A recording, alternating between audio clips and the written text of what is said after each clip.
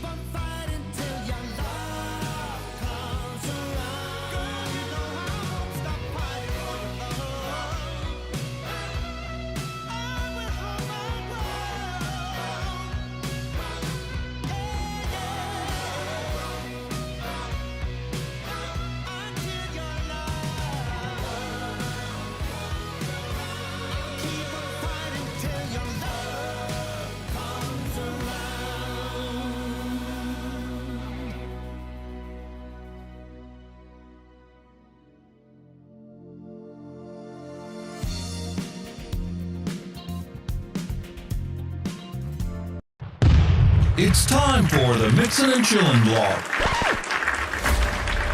Even if they implemented some ridiculous laws, this is something that if somebody truly wants to do this, they can still do it. But it's going to take a lot of effort on the vapors' part to actually learn what it takes to make your own stuff.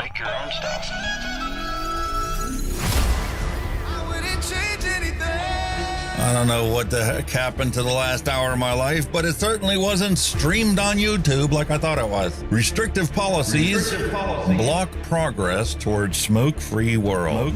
Many people incorrectly think that very little nicotine content cigarettes are less carcinogenic than current cigarettes. This risk misperception by people who smoke could reduce motivation to quit under a nicotine reduction policy. That's a bit of a problem.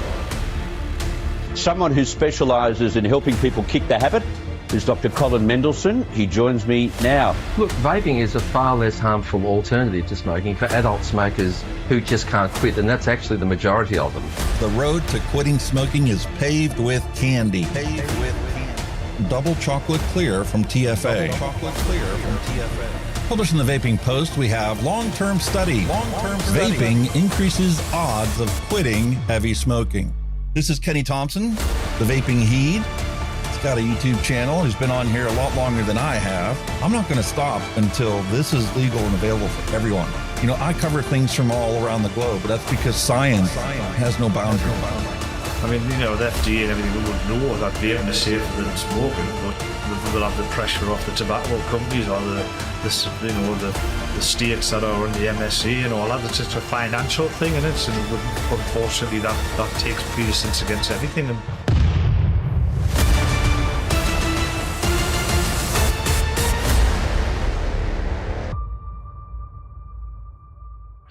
all of the things we went through. You just made my day. Just made my day. You made my day. You made my day. Grab your juice, grab your vape. It's time to get this party started. It's time for the Mixin and Chillin blog. Long-term study. vaping is safer than smoking. Smoke-free world.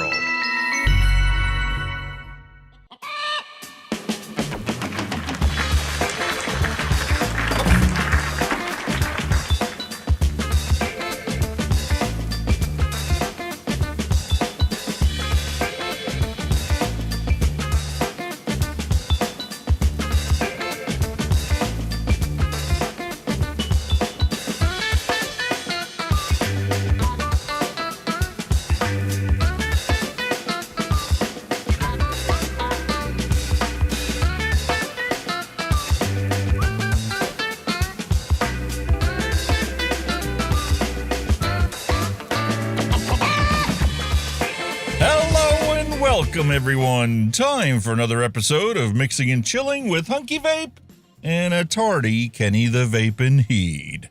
Not sure what's going on in the UK right now with him. He sent me a message on WhatsApp, said, shit, that's not good. I'm like, what's up? And haven't heard back from him, so I hope the mate's doing all right. Anyway, I hope you guys are doing all right as well. It's been a fantastic week. We've gotten plenty of stuff accomplished, and we keep working ahead of ourselves. Today we have Manufactured Malarkey. That seems to be the summary of the news this week. Nothing but a bunch of lies and disinformation, and it's all coming from a manufactured source. People that have no following whatsoever, they just come on here and make some wild accusation about how somebody died from vaping, and it's just a total cluster out there. People forgot how to think critically. It's disgusting. And the sad reality is, and why we have Carl Sagan as our thumbnail for this week, is he predicted this. He predicted this back in 1996 when his book came out, and, well, he told us exactly what the heck was going to happen. Oh, man.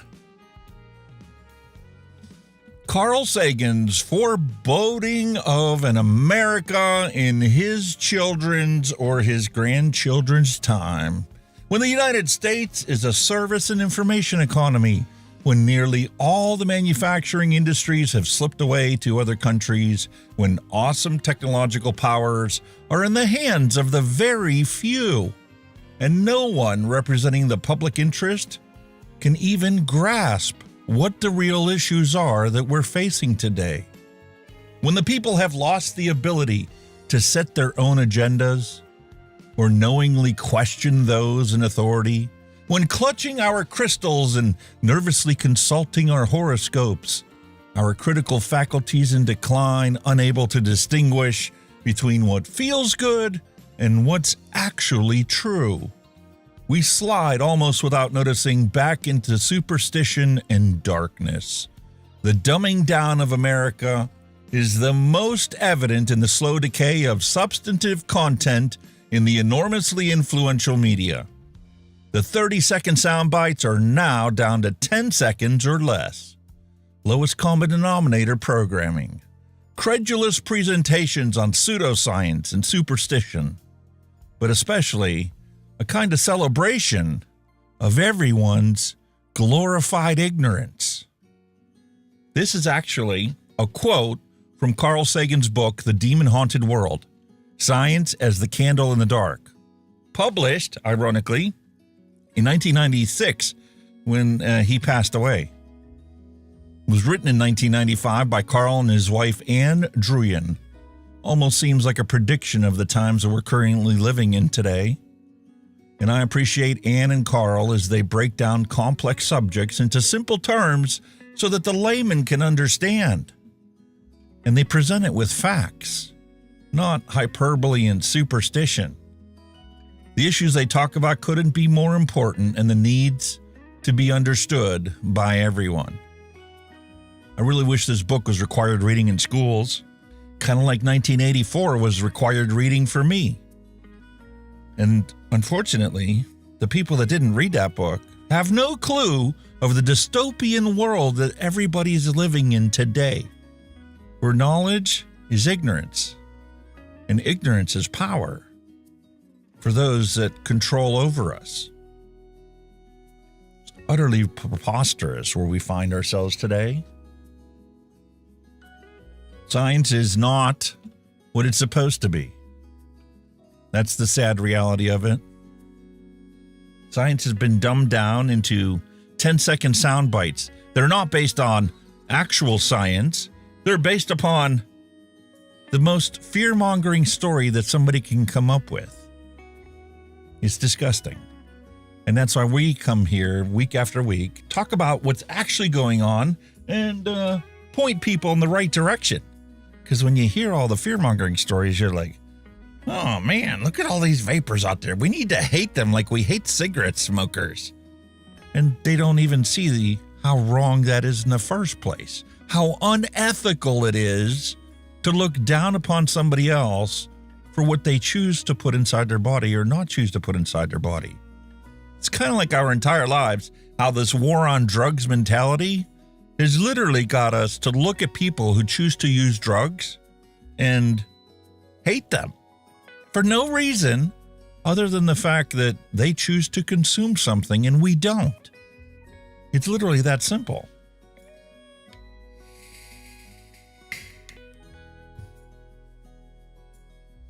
So what do we have on our featured table for today?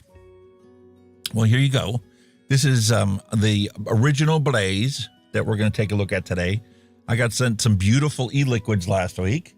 We've got this lovely bottle right here. We're going to be putting into that Blaze when we get it all waked up. We have a beautiful 30 milligram liquid that we're going to be putting into a brand new product we're going to open up on the stream today. I'm supposed to review this one already, but I haven't gotten around to it. The wife's been using the one from Vape, and I finally got that off of her. She lost track of it for like a week. Turned out to be in her car. And needless to say, after laying in a hot car for a week, this pod is now bone dry empty. It had leaked its contents out, was inside the mod, and I actually had to go in with Q-tips and clean out the inside of this because it leaked in there. So we're going to fill that one up today, and we're going to open up this beautiful Freemax Rexa Lite. It's kind of like the X-Slim from Oxva, and like the Kumiho Thought C, that whole kind of line of handheld pod system devices.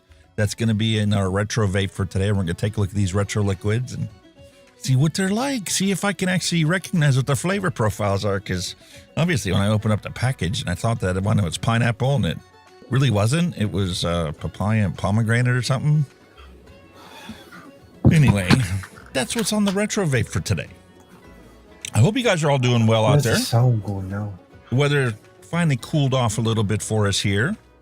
Got a couple days of beautiful sleeping weather when it drops down into the 50s at night. One day I even opened up the windows, but I didn't do it when we went to bed at night because it was too hot and too humid outside. So first thing in the morning when we got up, and it's still beautiful, 55, 60 degrees outside, that's when I open all the windows up, turn the exhaust fan out in the house, and fill the house with fresh air. Boy, was that an enjoyable day. But we're going back up into the 80s again today. The cool front is past, and now we have a week of warmer than normal temperatures that we're going to be experiencing. Anyway, Hungry Hippo 308, hello and welcome to the stream. So we got that wonderful stuff going on, and there he is. Hold on. My mate's here. I hear you. Kenny, can you hear me? Can you hear me now? Yeah. Yes, sir. I hear you. I had you muted because I didn't know that you were here. So let me put you on. Fucking.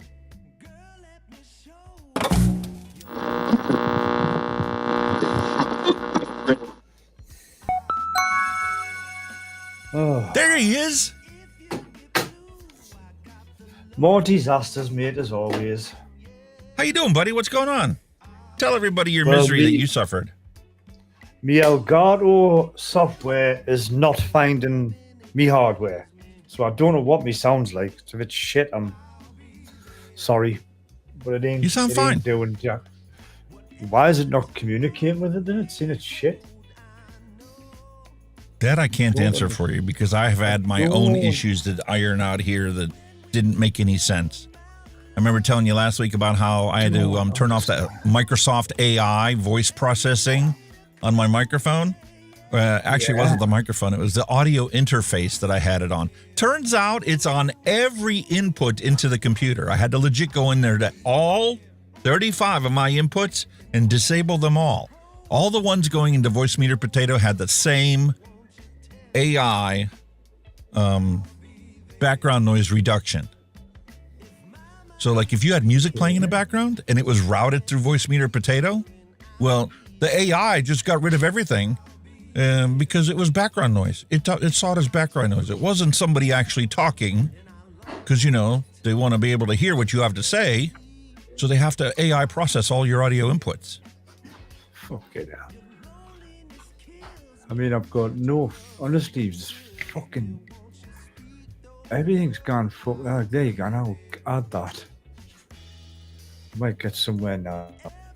Right. Everything, honestly, I've been fanning on, off, all day, on, fine. As soon as I go live, this doesn't work, that doesn't work, that locking. I went, what? Really? I had the same problem today for my teleprompter because I went to log in and I'm like, where's the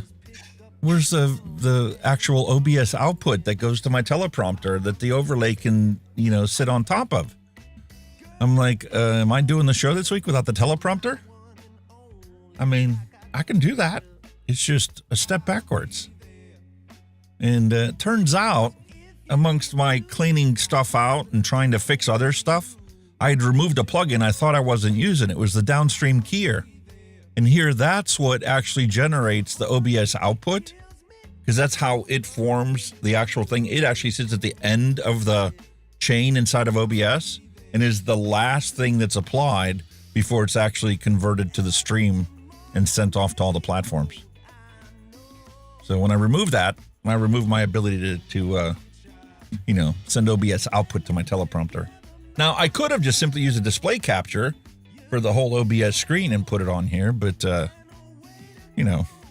didn't think of it at the time. What happened to your microphone? I don't hear you now.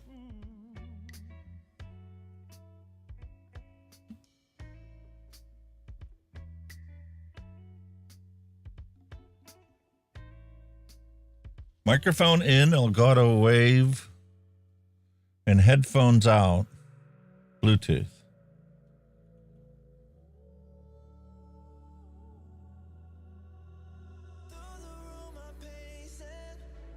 There. I requested your microphone effects. But maybe it won't work because Elgato won't recognize your thing. I don't know.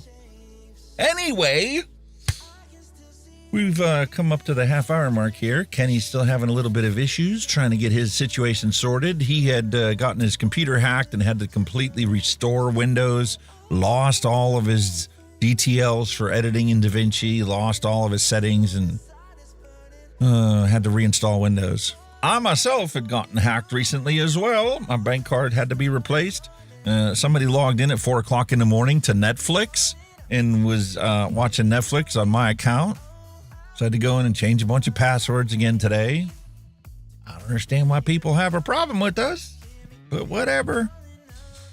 You kind of have to make the best of the situation you have presented before you and the opportunities you have and keep moving forward because, they don't really care about you. If they did, they wouldn't have used your credentials to log in somewhere that they're not paying for.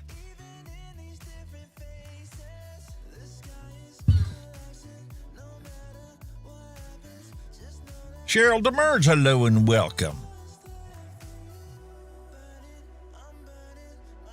Not sure what's going on over there on Kenny's world. He connected his Bluetooth headpiece and now we don't hear him.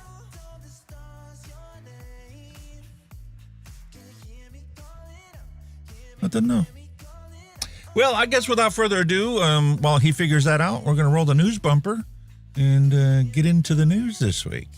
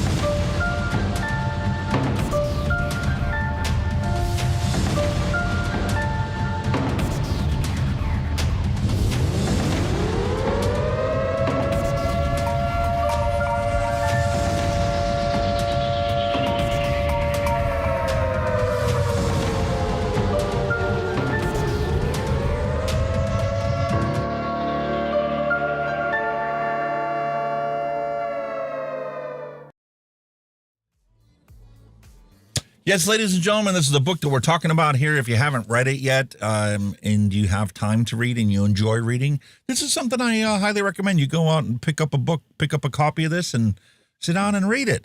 Carl Sagan's The Demon Haunted World. Science as a candle to get us out of the darkness. Because 1, 2, 1, 2. Sounds good. I hear you. What the fuck's Bluetooth got to do with your microphone? Windows loves to take, if your Bluetooth has a microphone in it, it loves to send everything to and from your Bluetooth headphones and doesn't care about what settings you want to use. It knows better than you what it needs to do. Fucking hell. It's never done that before. Never ever directed me. Never ever. Well, you know, that's the AI. Well, it knows what you need. You don't need to think anymore. It looks like you've got me fucking ear warmers on.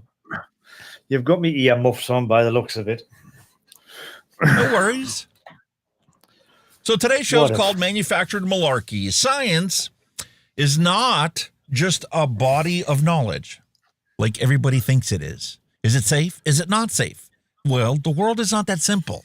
It's not a matter of whether it's safe or not. It's whether you need to determine in proportion to something else how safe it is. It's a proportionate amount. It's critical thinking, and it's skeptical thinking. Just because you hear something you like doesn't mean it's true. And just because you hear something that pisses you off, well, that doesn't mean that it's false. You need to think about it. You need to construct, understand, and reason your way using knowledge, facts. And if you don't know what the knowledge and facts are, you need to research them and try to listen to credible authorities, unless the credible authorities counteract what science you already know to be true. And sometimes that science could be as simple as your firsthand experience of something. Like when I quit smoking and I picked up vaping, in a matter of a week, my taste buds came back. I could smell things. I could taste things. Everything was so much better than when I was a smoker. And, well, it just kept getting better. So when I see a fear-mongering story about this person died because they were vaping, well, my first instinct is they're full of shit. And then I'm like, what were they vaping? Because we already know what happened with the volley. That came from tainted black market THC carts. It has nothing to do with nicotine vaping. Nothing whatsoever. But, people are lazy. They want the simplest answer. And realistically, it's not even about whether they want to know the truth or not. People like to hear things that they think are true to reinforce their cognitive bias. Nobody likes to think and realize that they might be wrong about everything, or a lot of the things that you think to be true.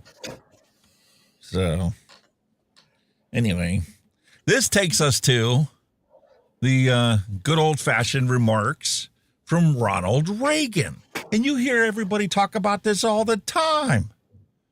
This is Dovorey no provorey. Or as Ronald Reagan said, it was Dovorey no provorey. It's a Russian axiom. It says trust, but verify. And the sad reality is if you take up this motto, it won't take you very long to lose trust in a whole bunch of institutions you've held sacred or thought were the do-gooders of the world. And you quickly realize how many of them are out there that have their own agenda, and it has nothing to do with protecting you or making your life better. That's the reality we live in today. And it's hard to believe that, Carl Sagan was able to foreshadow the dystopian world we live in today. 1984, another book. If you really have to enjoy reading and you really need to commit to it to read that one, because that's not an easy one to read. Some of the Shakespearean stuff I read when I was young was easier to read than 1984. But anyway, that's neither here nor there. Save that. Time for us to actually get into the news. If Windows actually ends up closing Office. So let's get to where we are today. Vaping declined in states with flavor bans, but it's not all good news. Those of us that are here today for the show have a very clear understanding of what's actually going on out there. When vaping rates decrease, people just don't just quit all of a sudden using nicotine.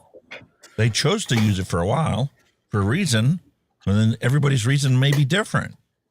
But just because you clamp down on it and ban something doesn't mean people are going to give up on it. It just means that, well, the data's going to look fantastic because they made it illegal, so there's no legal way for you to get it. And, well, the cognitive bias of the people that are putting the laws into place want to think that, oh, when we put this law in here and we banned it, we fixed the problem. They don't want to pay attention to the fact that they're actually the ones that are creating the black markets and creating the unsafe supply. 110,000 people last year overdosed, but I'd be willing to bet that most of them wouldn't have overdosed if there was a legal, safe access for them to get the drugs that they choose to use. Restrictions were also tied to, no surprise here, folks, increased cigarette use in youths and young adults. Their flavor ban didn't work.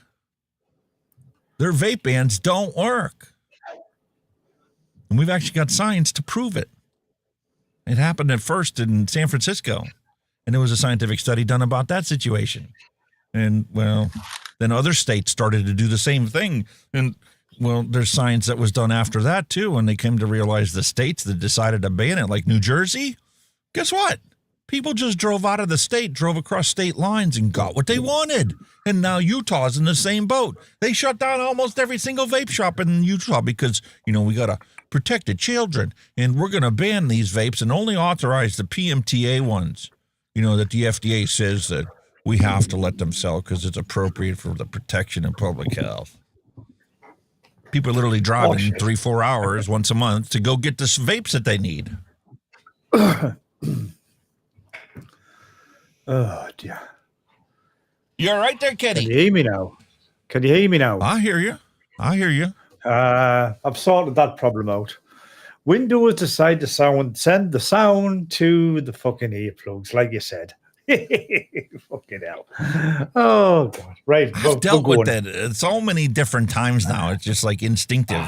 Go look over here. You can find it automatically made as your default communications device. I'll tell you what you can do for us when you're busy, when you're not so busy. I need the docs. I can't see you anymore in their OBS. I need the links. So just if you squeeze them Discord, in whenever. mate. For the docs. I can give them to you. All right. Right. And that's where I sent it to you. That's where the actual latest uplink is for the Ninja 2. Right. I'll have a look in there. I'll log on it. And it was our one-to-one communication. So you just go over there and you have to scroll up. But I could send you the effects one. Directly. Well, I haven't got the one with you where I've got all of you in OBS. All that's gone, unfortunately. Bloody Never computers, a dull people. moment. Don't get computers, people. Just don't. See that? No hair. Partly because of computers. Right. Sorry to cut you over. Carry on, bud. Carry on. Nah, you keep talking. I'm getting you your docs. Never, ever, ever, ever be a computer person. Trust us. It's not worth the grief. It is not worth the grief. There's the link in WhatsApp for your effects. Awesome, my friend. Awesome. I'm getting into Discord now anyway, so.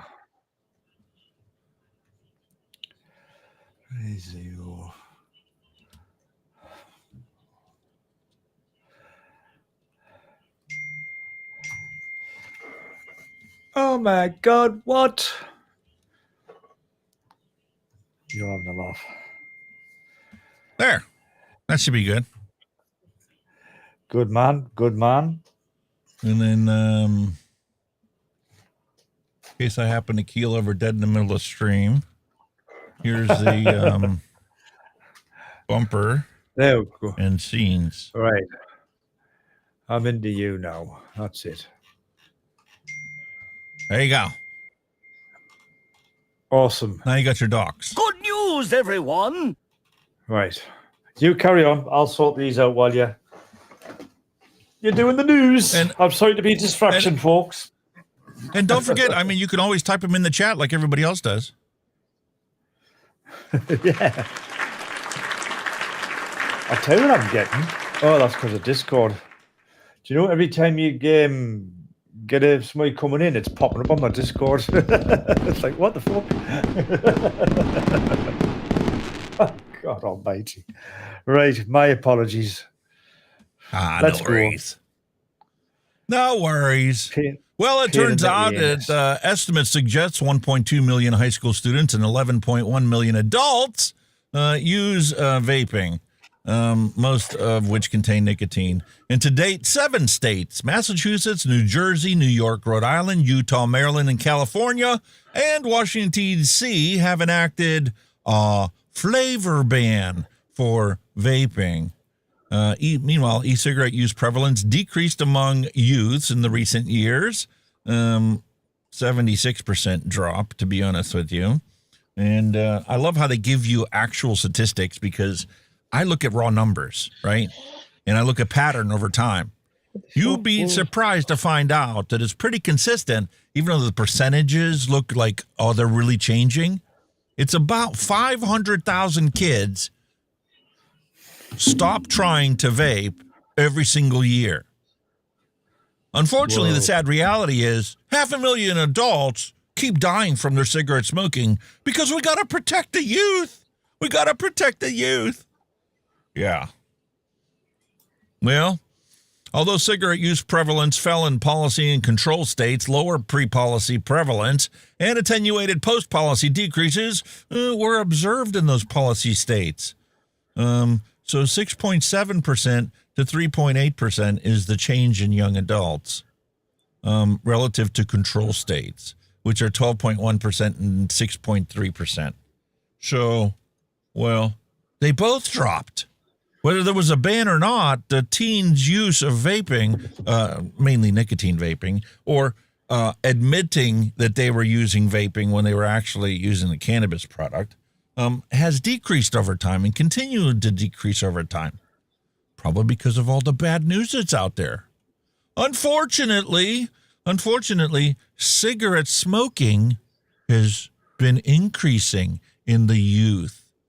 Because, well, if they're not vaping, and they all think that smoking is as bad or better for you than vaping, then they're going to pick up smoking. Because at-risk youth are still going to be at-risk youth. Because nobody's talking about the fact that 30% of this country and the same amount of children have major depressive symptoms.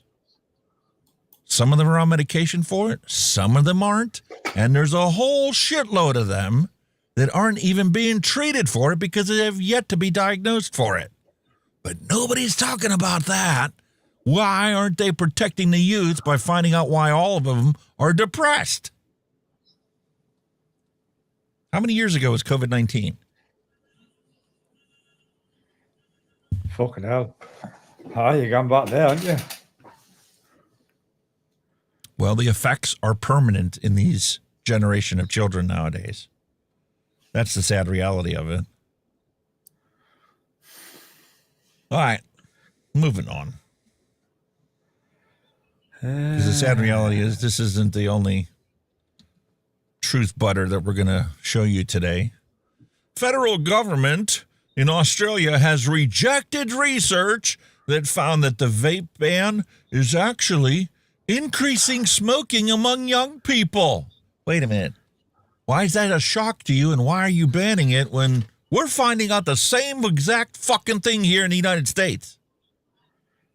Exact same thing. And you refuse to admit it? Why?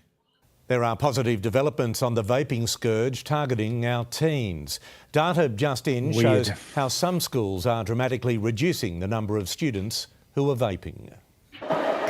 Scoring points in the fight against vaping. Students Nick and Flynn passing on the addiction, netting so many Aussie kids. I don't know why I would possibly vape. I don't think it's good at all. I knew vaping was bad, but I didn't really know the full grasp of it. Since 2019, the number of teenagers vaping has tripled, but in this school, they're beating the habit. We've seen a huge shift here at the college in vaping. How many years ago was 2019? That's why I brought it up. Not because that had anything to do with what actually took place. It's 6 years, isn't it? 6 years ago. Why do they keep talking about what the statistics were 6 years ago? They've got much more recent numbers. Is it perhaps because, well, ever since then, teen vaping has taken a nosedive? Part of it we explained because, they banned it and they don't want to find out the truth. And, well, part of it is because it's been bashed their entire lives. There's a whole generation of kids that from the very first moment that they could form a thought and understand our language have heard fear-mongering stories about vaping. They're not even talking about cigarette smoking anymore. And, well, that's why, naturally, they're going to have the presumption that if I pick up a cigarette, it's going to be a lot better for me than if I pick up a vape. An educational program known as Our Future, announced last year, is showing promising results. New data published in leading health journal The Lancet surveyed 5,000 students and found that children in the program were 65% less likely to have used vapes after 12 months in comparison to those who hadn't participated. We get in and we arm students with the knowledge and the skills so that they actually know how to say no. Vaping rates that were increasing at alarming rates year on year, particularly among high school student age Australians, have at least peaked and probably have started to reduce. The government is now opening the program up to all schools that are... I love how Mark Butler doesn't tell you facts and figures and numbers. Because no matter what number you pick and look at, it makes him look like a fucking asshole. Year on year, it's dropped 50 to 75%. Every single year for the past 6 years. And it's gotten to the point now where all the kids know not to admit to the vaping if they chose to do that. So when you get down to the point where it's less than 1% of them that admit to it, or even 2% of them admit to it, that number is no longer meaningful. It's literally 500,000 kids every single year, less than it was the year before. In 3 years, they're going to run out of kids admitting to the fact that they were vaping. So what are they going to do? Cigarette smoking is over. Vaping is the future. The future was a long time ago, and well, now here we are, more than 2 decades later. None of us have been keeling over left and right. It's kind of obvious that, if vaping had some adverse effects, we'd be seeing them by now. But everybody that was a smoker and switched to vaping has now got improved health outcomes. Doesn't make them look good. And it doesn't make it look good for this generation of children that will no longer believe anything that the government tells them, because eventually they're going to find the truth. A certain percentage of them aren't going to be stuck in a TikTok world. A certain percentage of them are going to have the scientific curiosity to find the truth. And then once you learn the truth about one thing, then it opens up a whole host of other things that you were possibly wrong about. And it doesn't take you very long to realize there was a whole crap ton of stuff that you were indoctrinated into believing that was a bold-faced lie. This is not good for humanity to be continuously lying to the public. Cost of $8.7 million, but that's far less than the hundreds of millions of dollars that vaping is predicted to cost the health system. The risks are real, they're long term. Yeah, the risks are real, the cost is long term. I got a question for you, okay? We're going to use Florida as an example, right?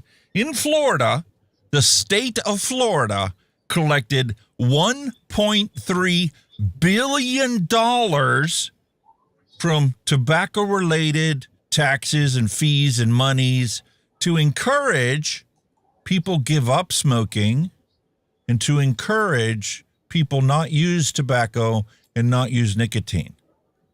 Can you guess? Drop it in chat. I want your guess on how many dollars actually got spent for tobacco control programs, including cessation, education, youth prevention, and more importantly, getting smokers to quit smoking. Drop it in chat. What do you think the state took from that $1.3 billion How much of it did they actually spend to make the situation better? Very fucking little, probably. Right, got.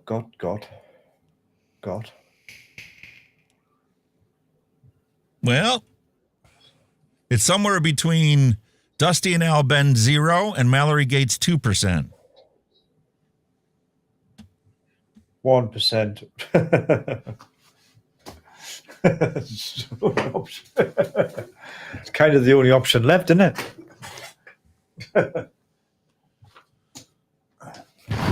Oh, shit. I'm bumping into everything. $1.3 billion. That's $1,300,000,000. Damn. That's fuck all, is it? $1.3 billion is how much the state got. They spent $77,700,000. Jesus. It's note, is it? I did it wrong. You did it wrong? 77,700,000 divided by the total that they got, which was $1,300,000,000.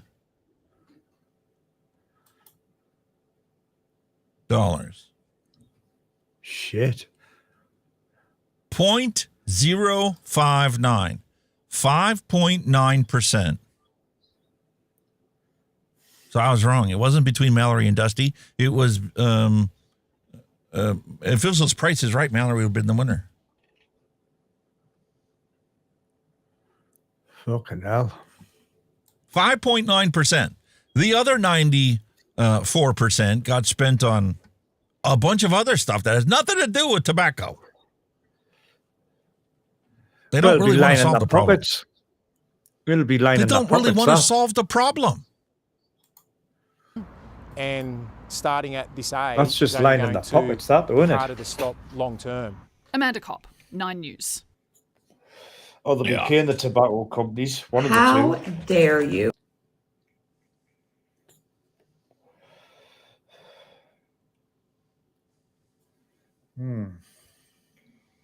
The federal government has rejected research that claims that smoking increased among young people after the vape sales were banned last year. Roy Morgan released survey findings earlier this month with the headline, "Smoking Increases Among Young Australians Since Vape Sales Ban in 2024. Yep. And it was pulled down, and the government told them to take it down. And put up some bullshit story that made the government look like, they were doing a good job. But as it turns out, they got a whole bunch of kids starting smoking that would have never picked up a cigarette had they have just shut the fuck up and done nothing. I don't understand it. Man. And the thing is, they only actually looked at 5,000 students in 40 schools. And they're terrified that these 12-year-olds would have tried a vape. But none of them are ever going to die if they chose to start vaping. None of them. Unlike the fact that if they were to choose to pick up a pack of cigarettes, half of them would have an early death. Well, they don't want to talk about that. They just want to talk about how good they're doing and how good prohibition works because, nothing ever bad happens when you prohibit something. Like, when you prohibit people from, using cocaine on a regular basis, nothing bad ever happened from that, right? Oh, of course fentanyl? Not. They can't get cocaine, so they're going to resort to heroin and cocaine. And when they can't get the cocaine, they're going to use fentanyl. And it's going to result in 110,000 Americans dying every single year because they don't have a safe supply. Oh, we can't possibly talk about logic. That's bad. We can't possibly be talking about how teen vaping in Japan is now starting to experience the zombie juice. We talked about this before, where people are now, for this purpose of getting high, not for the purpose of consuming nicotine, for the purpose of getting high, since, cannabis is illegal, well, they're putting etomidate, a hospital-grade anesthetic, into vape pods. It's called zombie juice in Japan. Fucking hell. In Australia, they banned the nitrous oxide cartridges that were being sold all across the country because, people like to have a little laughing gas. Well, no, we can't do that. So, in Japan, now they're vaping etomidate in the black market.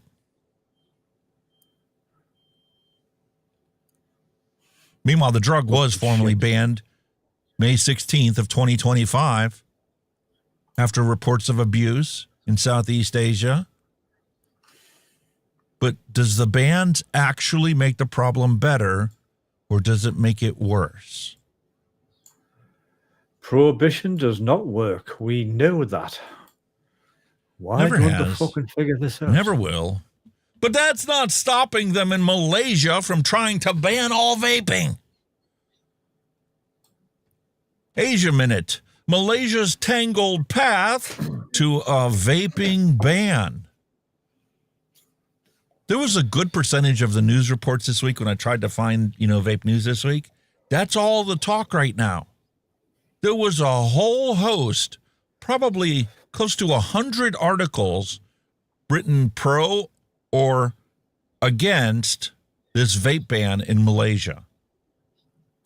So much so that, Hawaii's Attorney General decided to join the national campaign against the sale of illegal tobacco products. We already banned them, and now we got a black market, and now they're all illegal. How did that affect your smoking and your vaping rates? Did it make it worse? Oh, you don't want to talk about that? Why? We live in a world where there's easily, readily available access to data, and you could check to see if your idea of banning something actually makes the situation better or worse. Crazy, man. And just like here in the States, it's the people that are actually converted ex-smokers who decided to open up a shop that are now fighting this ridiculousness, this manufactured malarkey, fear-mongering campaign. Vape groups warn total ban in Malaysia will fuel a black market, not cut demand. Look at your Australian neighbors over there. How has their ban worked out? 235 fire bombings? People have literally died that had nothing to do with tobacco because of the prohibition. It's not that different than the prohibition the United States experienced when they banned alcohol and, created the mafia. Meanwhile, the health ministry announced that it's going to consider this total ban regardless. We don't want to learn from history. We like to repeat history.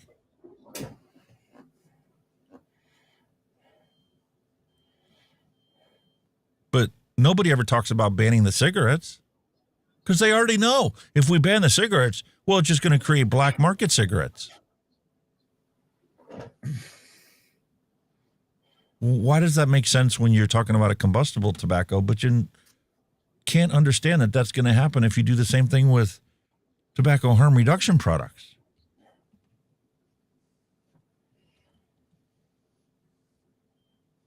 Yeah, right there, matey. You're pretty quiet today. I've got all the decks down, but the one I want I haven't got. What's that? I'll show you. Hang on. I've got you on there in Ninja, but I ain't Got you in OBS. Well, you have to create a scene where you screen capture the.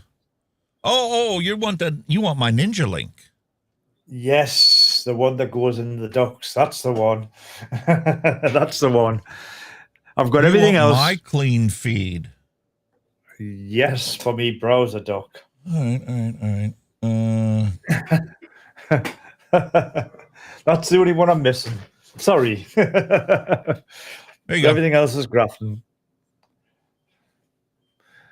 Now you got it. Put that WhatsApp, yeah? Got you. Thank you. Carry on. Government should focus on regulating content used in vape, says MOVE. That's the Malaysian vape advocacy organization over there. The Malaysian Organization of Vape Entities. Said that the government should focus on regulating the contents used for vaping, as it would be more effective than cracking down on vape sales and users. The president, Sansal Kamal, said that the policy should be formulated based on scientific evidence to ensure that it is also in line with all the approaches taken on cigarettes so far. That's the dumbest fucking thing I ever heard. They're not the same thing. If you follow that train of thinking, well, they're going to tax the shit out of vaping, even though, science teaches us that they should tax it based upon the potential harm that may be caused to someone if they pick this up and consume it their entire lives. But they have a hard time with that, accepting that, because, well, there really hasn't been any proven harms to it.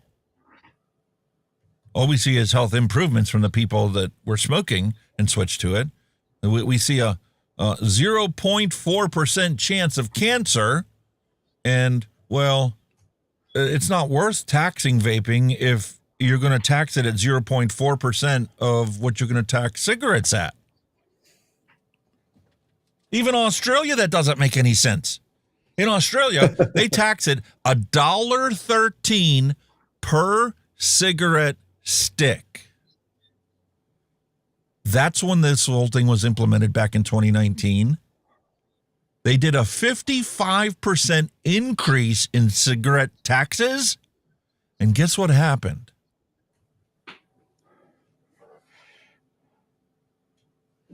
There was a drop in tobacco taxes collected by 50%. A 55% increase in cigarette taxes created the black market and the tobacco wars that you see going on right now, fueled by cartels that sell cigarettes with no additional taxes on it other than the taxes they had to pay when they bought it from some other country. And some of the countries where they're buying it from have no cigarette taxes. So they're selling you a pack of fags, a pack of durries for a 20, which only costs them less than £4 to bring into the country. And you wonder why there's a black market. When you go into a legal store and they want to charge you $60 for a pack of smokes, considering $25 of it, almost half of it is tobacco taxes.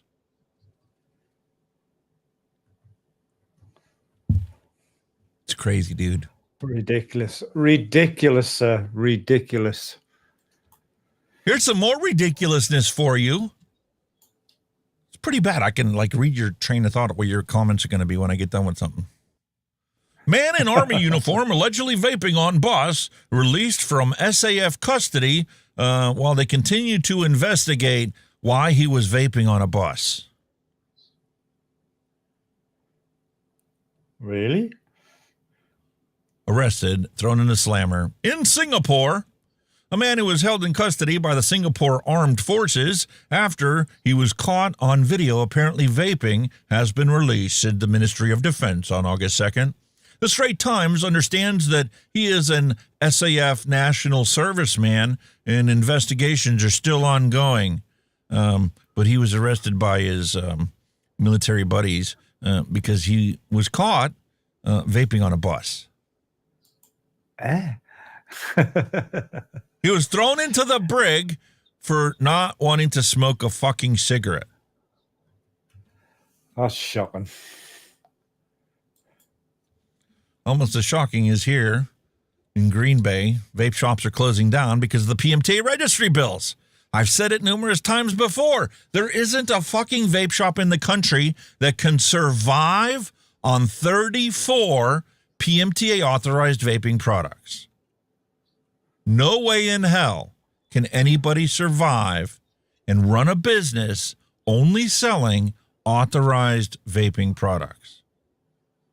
So their choice is sell the deadly combustible tobacco products that are going to kill half of your customers, or pivot and like sell cannabis or edibles or bongs or who knows what. Ridiculous. I don't know. It truly is there, matey. It's fucking mind-boggling, man. You know what I mean? They're bringing one rule in, then they're counteracting it with another rule, then they're counteracting that one with another rule. Then they're just fucking clutching at fucking straws, man. There's no way they can survive. And they did the same thing in Australia. They fucked all the people that were running vape shops down there, or the e-liquid manufacturers like Flavors, who was producing products to improve people's health, and they didn't give them any warning. They just passed a law, and at the end of the month, it went into effect, and they were stuck in a lease on the premises for a store that they couldn't put any products in to sell to stay in business. I mean, what are you supposed to do? Brand new tonight at 6, a newly passed law is taking aim at certain vaping products allowed on store shelves. Local 5's Blake Borla spoke with one local business left scrambling to comply before this law takes effect. Over at Johnny Vapes, the shelves will soon look a little different. If the law passes and goes through on September 1st, Johnny Vapes will have to shut down. 93% of the products that you see in the store are not going to be available for sale after September 1st. With the new law, vape shops will be left with less than 10% of their products deemed legal in the state. That's because in statute 99515, it reads, beginning September 1st, 2025, the department shall impose on each manufacturer of an electronic vaping device that Ad removed. What the fuck was that? Ad removed. What the fuck happened there? Ad removed.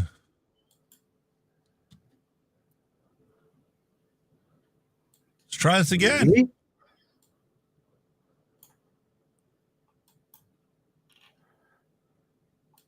Ad removed.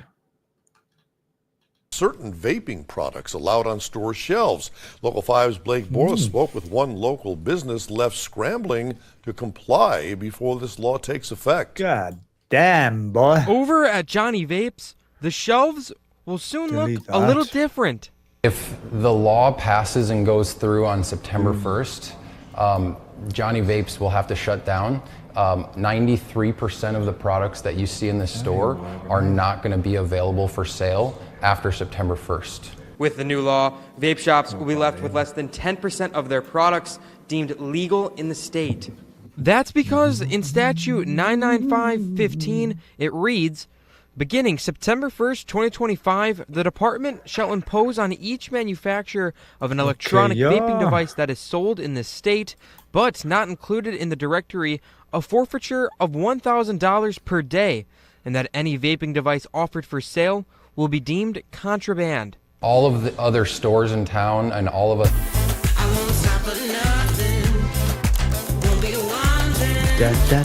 Vape shops are kind of starting to reduce our inventory because we don't want to have a bunch of stuff after September 1st that we can't sell. And so we have adjusted our business model up until then, but I don't see a path to being able to stay into business. Soon, customers will only see menthol and tobacco vape products on the shelves. Why? Come on, where are you? That's my instant reaction to it. I just don't understand how they can eliminate vapes, which helped me to quit. Because I smoked for over 20 years. And then they're going to say they're going to get rid of the vaping, but the big cigarette companies and chewing tobacco companies, all that, can still keep going. When we told David this news, he already started looking at other options. If that's the case, then I have no option. I'll start up chewing or something again, because I don't want to go back to smoking. Because that's exactly what we told them was going to fucking happen when they banned it and they create these PMT registry bills. Fucking right, man. People are going to go back to the nasty habits that are going to result in them having an early death. Terrible. I'll start chewing. And that just helps our tobacco companies. In Green Bay, Blake Bortz, Local 5 News. Thank you, Blake. Tyler and his group called Wisco Fast will be in Madison tomorrow for a lawsuit hearing against the state, and we're told they're challenging the law's language on what they can sell. We'll bring you the update when we learn more. Yep. Sad reality is they don't care. It's not about saving people's lives. It's not about improving humanity. It's about the tax coffers and about taking care of the big corporations that are raking in the cash, regardless of how many people they kill. And that goes for you in the UK as well, mate. Vape tax considered in Guernsey states. Guernsey's top political committee is considering a tax on vape liquids as part of their 2026 budget. A levy on the substances is set to be introduced in the UK from October 2026. They will be charging a flat rate of £2.20 per 10 ml vaping liquid. I would have to pay 10 quid a day to keep vaping in additional taxes. Meanwhile, how much would I be paying if I went to go and smoke regular cigarettes, regular fags? What's the tax on a pack of fags in your country? Oh, it must be moved to 70-80%. It's massive, massively high. Yeah, but how much is a pack of fags? About 15 quid. So, if I were to continue vaping, I would definitely be paying more for my e-liquid than I would if I were to simply switch to smoking cigarettes. Pretty much, yeah. Just the tax alone is almost the cost of a pack of smokes. Certainly is, sir. I mean, for a mouth-to-lung vapor, it may not be as bad, but I can't be a mouth-to-lung vapor my entire life. I can't be like my wife and only vape disposables. Drives me nuts. No. Yeah, they're all right now and then, but not a permanent thing. Yeah. Even you, today, when we were talking, or yesterday when we were talking, you had your beautiful little Hell Vape mouth-to-lung. There you go. There she is. Put a 0.7 ohm coil in there, and all of a sudden the flavor's fantastic. You can get a beautiful clouds, and it's enough for you to not smoke cigarettes. Do they want people to quit smoking, or don't they? Yeah, show me. That's them there. Right? The beautiful little handmade coils. That's a bit bright to show you, but they are NI80 6 wraps, 0.7 fuse claptons. I don't know how close I can get them to the camera, but I'll give it a go if I can. Just give us a bash. Let's see if I can get it on there. There they are. Lovely little things they are. All handmade. I found them in my fucking other drawer. So I found my 0.7 ohm coils by Ohm Made Coils. That was who made them. That was a while ago. I've had them a while. Anyway, I can see you now. Happy? You happy, lad, now? I can see you now. Now I can look where I need to be looking instead of fucking having a stiff neck.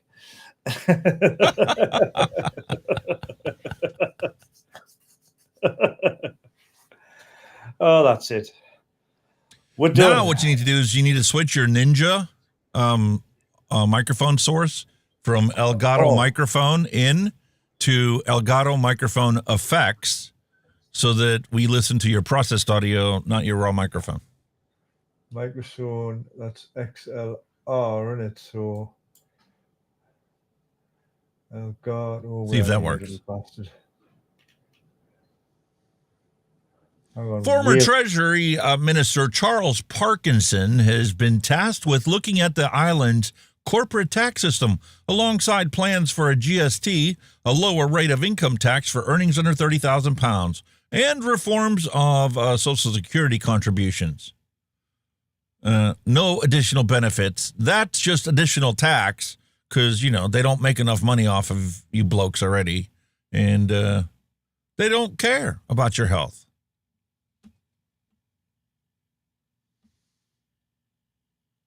No, I don't hear you. It processed you right out of the picture.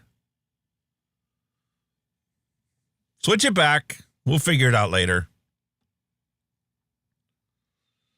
All right, 2 more stories, and then we're going to switch over to Twitter news. Got a bunch of things to talk about there. Is vaping illegal in the UAE? What visitors and residents need to know to avoid fines. If you happen to have to take a trip to Dubai, well, there's special regulations for e-cigarette use. Sound good? Vaping is legal but restricted to designated smoking zones. That makes a lot of fucking sense.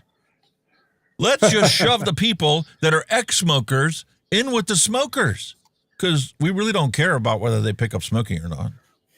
I don't care what the public health authorities say. When you take an alcoholic and force him every time he wants to drink anything to go into a bar, what did you think was going to happen? Don't you think that's cruel and unusual punishment? But why is it not cruel and unusual punishment for ex-smokers to be forced to go hang out with the people that they used to smoke with, but they're not smoking anymore? But they might want to start smoking again if they have to take their breaks with the people that are still smoking. Definitely makes sense, that, doesn't it? Jesus Christ. I mean, once you realize that, it's very easy to understand why flavors matter. If you're going to ban any flavor in the world, well, you would ban tobacco flavors. Because you would want the people that quit smoking and are now vaping to never be around anybody that smells like the thing that they gave up, right? Wouldn't that be the humane and compassionate thing to do?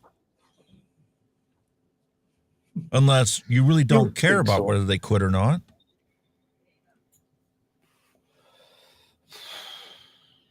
Madness.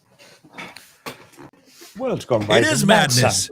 Even in New Zealand, where they are just 50,000 people who smoke away from becoming a smoke-free country. Less than 5% of the population is considered a smoke-free country. And in New Zealand, that means that they only need to convert 50,000 more smokers into ex-smokers, and they will be designated by the World Health Organization. I just threw up in my mouth saying that. As a non-smoking country. Wow. They've got But there's people over there crying the blues. Manufactured Malarkey. Are vapes exploding in our mouths? What? Oh, not. What?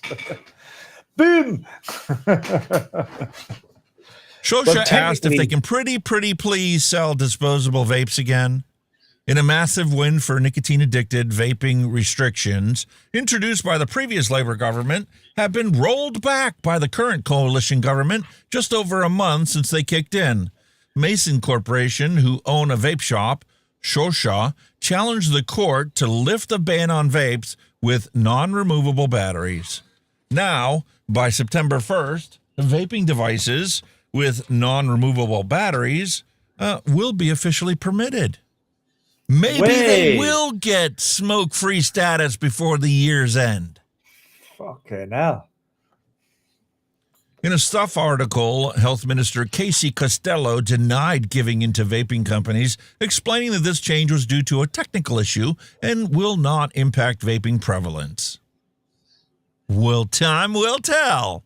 We will find the truth out and reveal you for the cunt that you are. Really? We don't achieve smoke-free status in New Zealand by the end of this year. That's the reason why, because they banned disposables.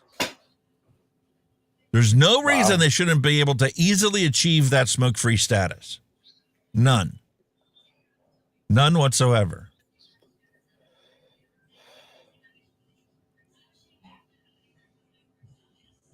All right, time for some news. Can I just make a bit of an announcement, please? Sure, mate. It is, hang on.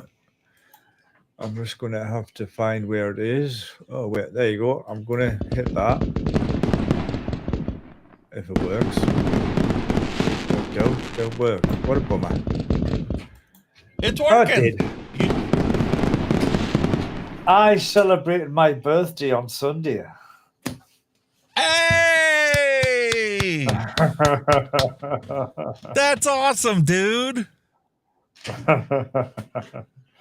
I am now a very young 59 years old. It's official.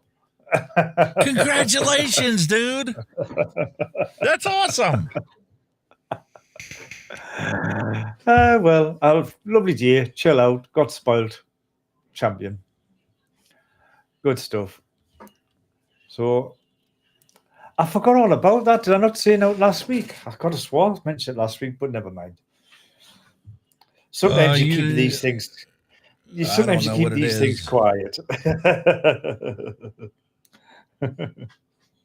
That's not it. How's the thing gone? Is it? Oh man. Thank you, folks. Thank you very much. Oh, Lordy do. Where is it?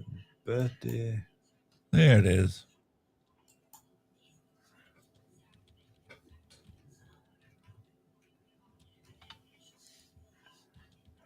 Love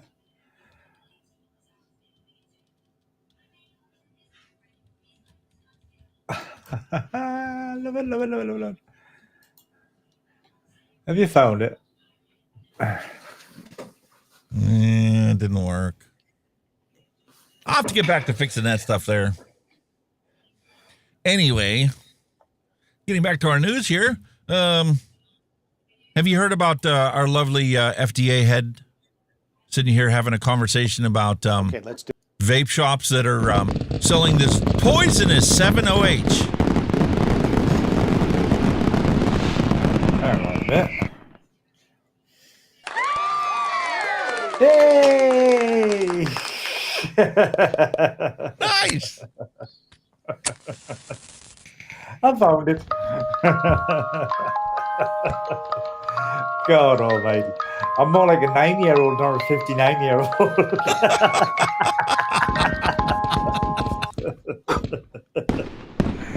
Happy days. Thank you. Awesome. Love it. There you go. Thank you very kindly. I forgot there was a button for that. Sorted. Come on then. Sorry for the I've distracted the shit out of you the day. My apologies, everybody. Honestly. I thought you got your computer all sorted yesterday. All you needed was the dock. Well, it was like everything, you just hit the go live button and it just goes. And all of a sudden everything's cocked up and you don't know why. Yeah. Because the one thing you didn't test for is like turning your Bluetooth on and then Windows cocking it up because it says, let me make that the default communications device and the default microphone and everything. And it's just like, no, don't go to that. Leave it at whatever the hell it was set at. Nah. But we're there. We're just about there now. Just a few little things to iron out. That's it. Right, carry on. Mr. Malarkey himself, Marty douchebag, head of FDA, is out there bad-talking vape shops because he says that they are selling this opioid alternative, 7-OH, a dangerous opioid found in gummies, candies, drink mixes, and even ice cream cones sold at vape shops across the country. What? What is he talking about? No, motherfucker. What's he talking about? It's not vape shops you're talking about. You're talking about head shops. Now, I get where he's coming from, okay? There is an ounce of truth to what he's saying.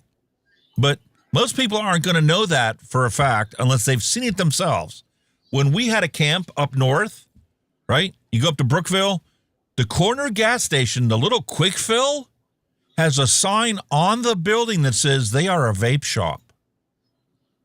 No, motherfucker, in my book, you're just a gas station. Exactly. But on the side of the building, it says vape shop. And what did they sell there? Well, they sold kratom and a whole bunch of other stuff.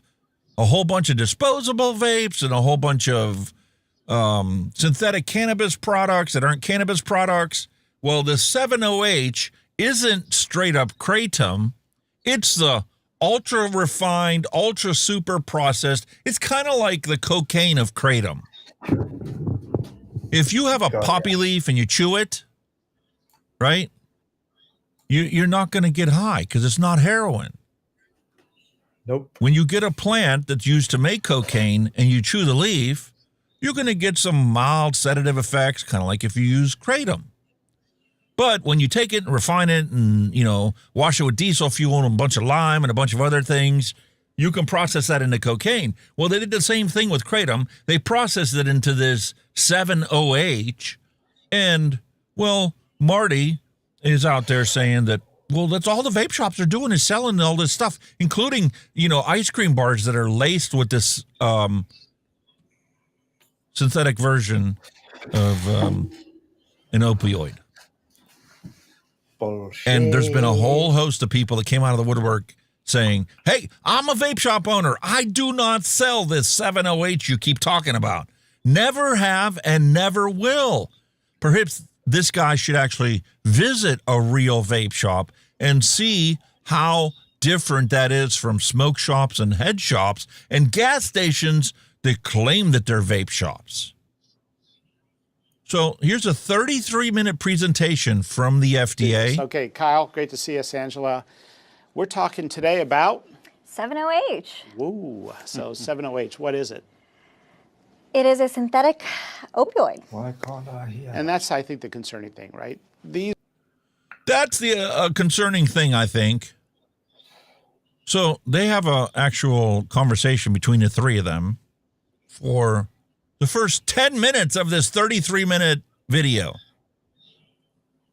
They spend a good 15 minutes talking about the ball game before they move on to talking about women's health and pregnancy.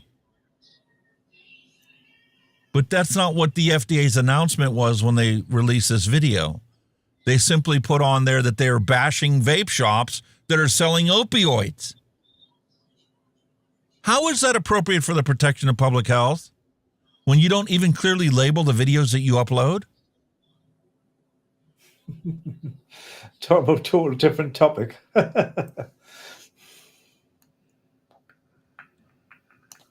Here's a good article on the real-life damage in Utah caused by them passing this flavored vape ban, this PMTA registry bill.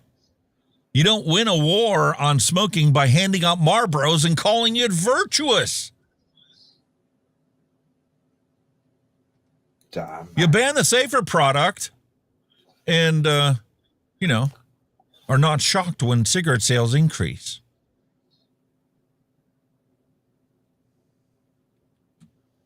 Meanwhile, we've got a whole new problem since, the United States pulled out of the World Health Organization. Well, now we got a whole bunch of other dark money going there. It isn't just Bloomberg and Gates.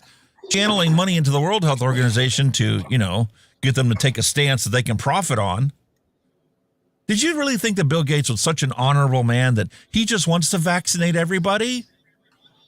Or he just wants to profit off of the fact that the World Health Organization is mandating that all these, poor and lower income countries buy all these vaccines to vaccinate all their people so that, his company can profit off of it and his stock prices go up.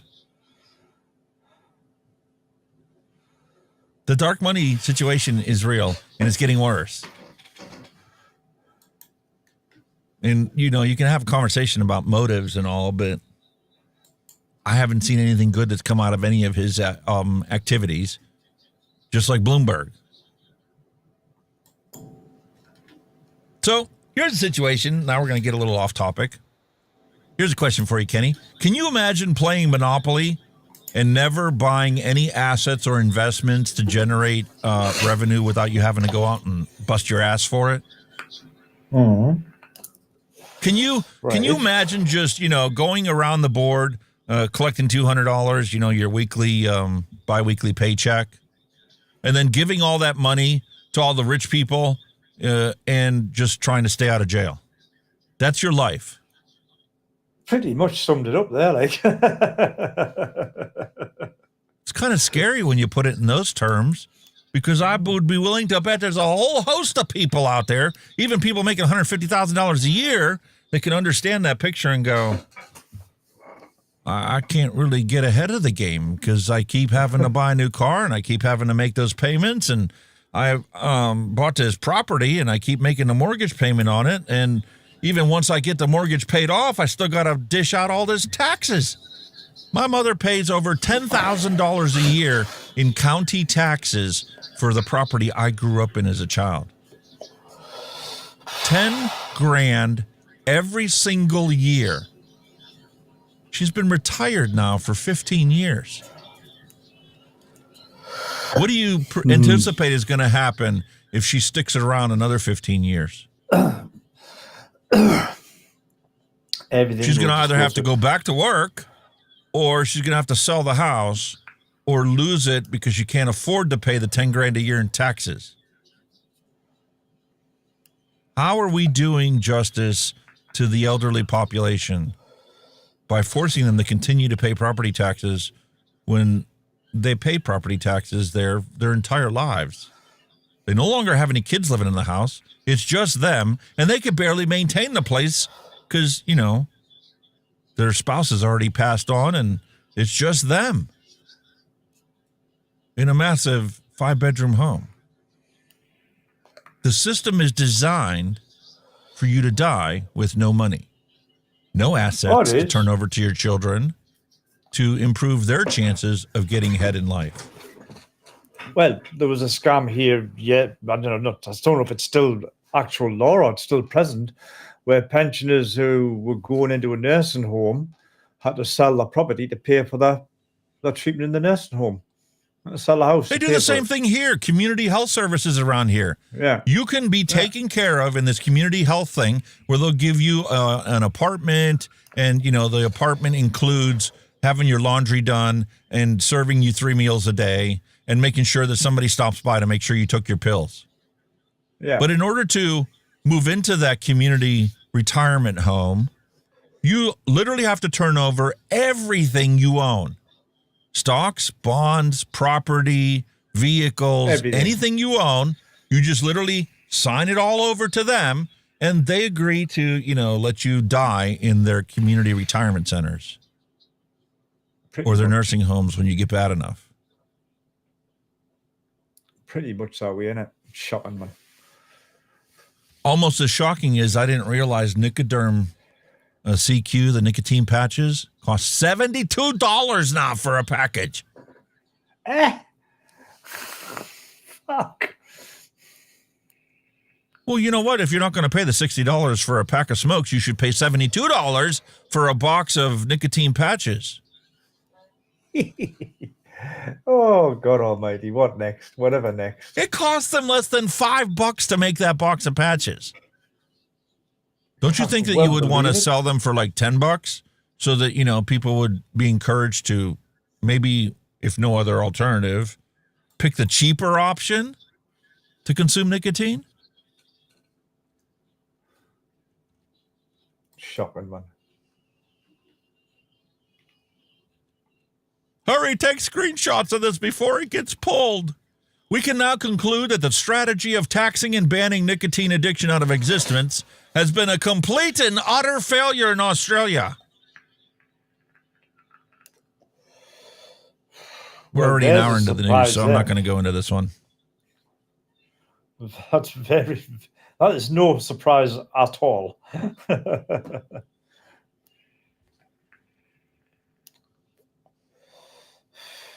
Never thought I would see the day when my vape shop can't sell e-liquid or disposables anymore. I may join you for that first cigarette in 10 years because my personal e-liquid stash is now starting to run out. Holy moly, man. Shocking. A vape shop owner talking about going back to smoking cigarettes. Jesus. After 10 years of being smoke-free. Because, well, they banned him selling the products that keep him away from cigarettes. How bad's it going to get? You know what I mean? How much, you know, you think would it kind of get any worse? And something else just comes along? I've been telling people we're going to end up just like Australia. I've been seeing the handwriting on the wall. I saw the PMTA process. Unless Kennedy all of a sudden authorizes a whole shit ton of e-liquids and a whole bunch of applications that got blatantly denied for no good reason other than the fact that we need to protect the children and not have any products available for sale. Okay. Be completely oblivious to the fact that even when you ban it, there's still going to be a black market. For Here's law something a little off enforcement topic. Are you ready? agencies, or what I like to the Great Reset, or what?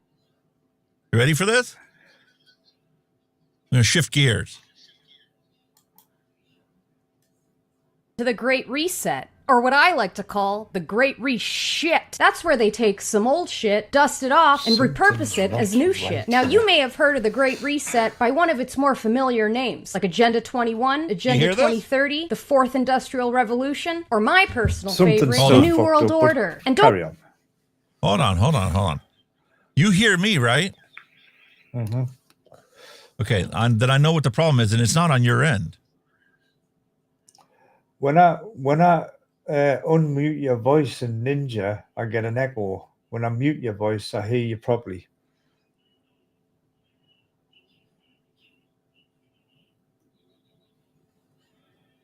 Yeah, I had that same problem. I forgot what the solution to that was. That's not the issue. If you can't hear her, that's because you're listening to the monitor mix instead of the stream mix. So let me check my settings. Yes. Let me switch you to Wavelength Stream. And now when I press play, you should hear her.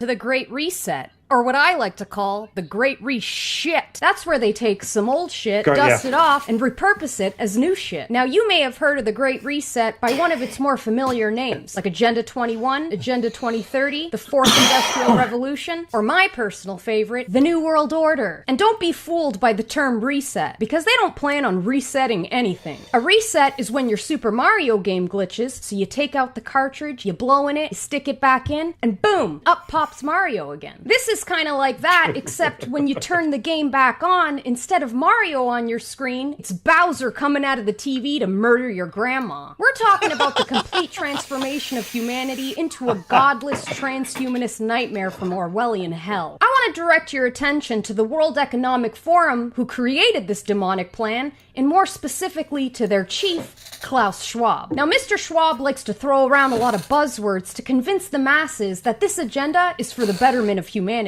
Words like sustainability and inclusivity and equality for all. But in his 2016 book, The Fourth Industrial Revolution, he's a lot more candid about the elitist plan for world domination. Let's skim through some excerpts from this literary masterpiece, shall we? The tools of the Fourth Industrial Revolution enable new forms of surveillance and other means of control that run counter to healthy open societies. Oh, well, that sounds helpful. Public crime is likely to decrease due to the convergence of sensors, cameras, AI, and facial recognition software. These technologies can intrude into the hitherto private space of our minds, reading our thoughts and influencing our behavior. Sounds a lot. Maybe it has nothing to do with the fact that they are reading into our minds as much as they are monitoring our every single fucking activity using AI built into everybody's computer and cell phone. Wow. Before, you only thought that Facebook was listening to your phone because as soon as you had a conversation about something, all of a sudden, every single one of their advertisements were now for the thing that you were just talking about.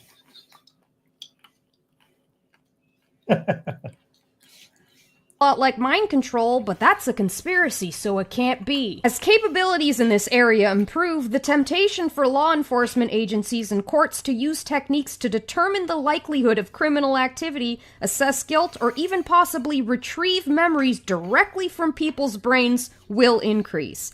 Even crossing a national border might one day involve a detailed brain scan to assess an individual's security risk. And last but definitely not least, the future will challenge our understanding of what it means to be human from both a biological and a social standpoint. Better call up Sarah Connor. Now, unless you've been microdosing sedatives for the past 8 months, I'm sure you've realized by now that the CV-19 pandemic was manufactured to kickstart this agenda. And if you haven't noticed, congratulations. There's a very good chance that you'll escape vaporization. Freedom is slavery. Ignorance is strength. But the invisible boogeyman narrative won't hold up forever, and the WEF is well aware of that. That's why they have a backup crisis to carry the agenda home. What crisis would that be? That's right, you guessed it, our good old friend, global warming. For those of you who don't know, global warming is a manufactured crisis created by the Club of Rome. A crisis think tank created in 1968 in order to convince the masses to agree to their own demise. So be prepared to... Isn't that something we've heard our entire fucking lives? We're gonna run out of gas! We're gonna run out of gas! Yep. When? It was supposed to happen before I graduated high school. And it never happened. Hear about all the sacrifices you're gonna have to make in order to save the planet. Sacrifices like giving up your property rights, being forced into smart cities, and being injected with nanotechnology so they can track you down for thought crimes. Now, why anyone in their right mind would think it's a good idea to give the very elitists who destroyed the planet more power to now save the planet is beyond me, but hey, we're talking about the same species who eats Tide Pods and thinks polyester can protect you from a virus. Spot on, like. Yeah, that's what I think. Spot on. Wow. It's ridiculous. All of it. My perfect example, okay? My perfect example of this is I keep crying the blues about our electric bill, right? My electric bill, when I first moved into this house, would average $80 to $100 a month throughout the course of the year, depending on how hot the summer was and how much the air conditioner had to run, whether it ran for a couple weeks or ran for a couple months during the summer. But it was still manageable at $80 to $100 a month. My current electric bill is $400. Why? Wow. I thought that the whole, buying it on a auctions-based system and adjusting prices like they do with the natural gas was supposed to make it clean and efficient. And they're building all these new green technologies, solar and wind to augment the power needs of our country. What a line of horse shit. They've been lying to us about that too. Here's what happened, okay? It's a matter of greed. Big fucking surprise. It's a matter of greed. They jack up the price because it's kind of like how they were going to put broadband internet to cover every single American in the country was going to have access to broadband internet. The cable companies added a brand new fee onto your internet service in order to increase their coverage area to cover more people with broadband internet. You know how many miles of brand new fucking fiber optic cable Comcast laid in the last 5 years? 0!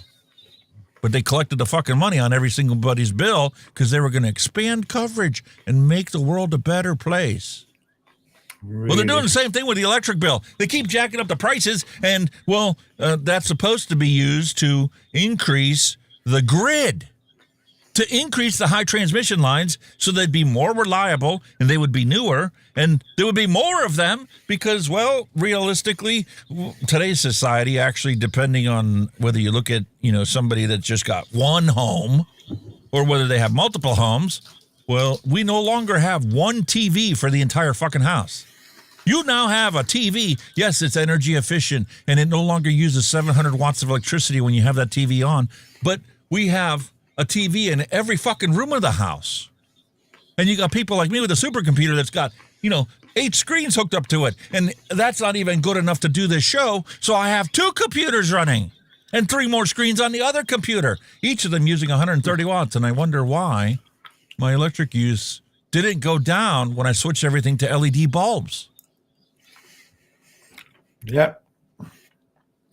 We're using the same, if not a little bit more electricity than we used to use when we were children, but we're paying twice as much for it.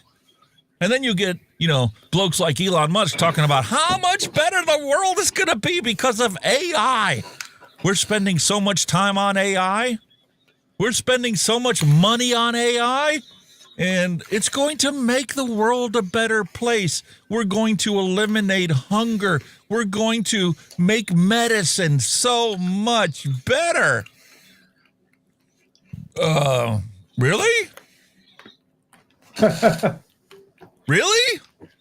I don't fucking believe any of your horseshit because I have this little thing from Carl Sagan that imparted on me when I was just graduating high school that there's this thing called critical thinking. And I am actually harsher on the things that I believe than I am on the things that I think are horseshit. Yeah. The path to solving hunger and disease and poverty is AI and robots. Because I've got the best AI in the world, and I'm making robots to take all your fucking jobs. Oh, exactly. Okay. So I'm not going to attack the whole idea of you taking everybody's jobs and nobody's going to have a job to do because your argument's going to be that, there'll be new jobs. That's what they said to all the tech people when all of them got laid off because all of our tech jobs moved to fucking India. And now all the tech jobs in India have been fucking replaced by AI. So I'm not going to go down that path. I'm going to go on the path that really bites my wires and bites all of your wires out there is the fucking electric bill every single month seems to keep going up. And every couple months you get a notification that, the board that's supposed to regulate the utility companies has authorized another price increase for your fucking utility bill that you have no choice but to keep fucking paying because if you don't, they're going to shut your electricity off or you're going to shut your water off or you shut your gas off.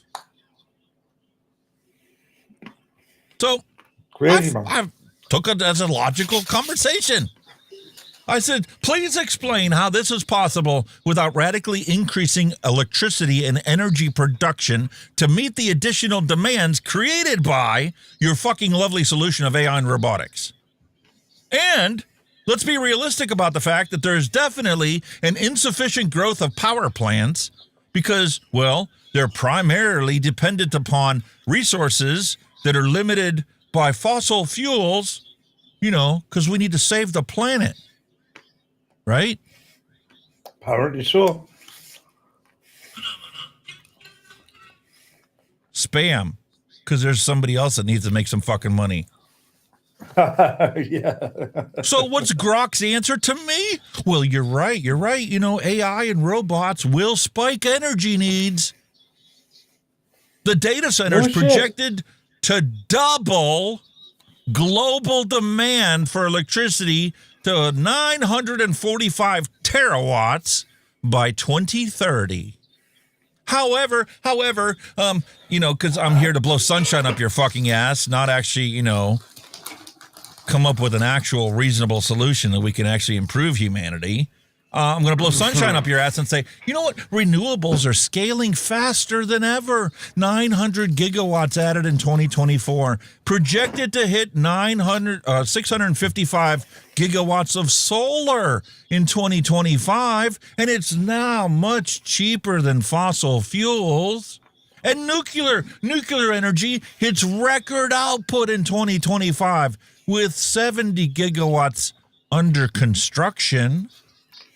Plus SMRs, AI optimizes your grid and cuts wasteful electrical use by automatically turning off your lights and increasing the temperature in your fucking house when it realizes that it can't keep up. And the grid's going to suffer because we never bothered to actually invest in the infrastructure. We have the same fucking grids that our parents had when they were growing up. We didn't actually improve anything. We just kept charging you more and telling you we're going to fix the fucking thing, but didn't do a fucking thing to actually make the situation better. But this is going to reduce fossil fuel reliance. Oh, yeah? Mr. Know-it-all AI? Is the United States energy production growth larger than the projected demand growth for the next decade? Well, no. No. The growth is smaller than the projected demand. Per EIA's AEO 2025, U.S. electricity generation grows 17% from 2025 to 2035. That's just 1.6% growth per year. Wow. 1.6% growth. Matching base demand projections, because, you know, we don't want to build a surplus because then your electric rates would drop. We need to make sure that we maximize our profits at the expense of the people that can no longer afford the electric bill. And why there's people that in the wintertime have to choose to heat or eat. How's your AI going to help them?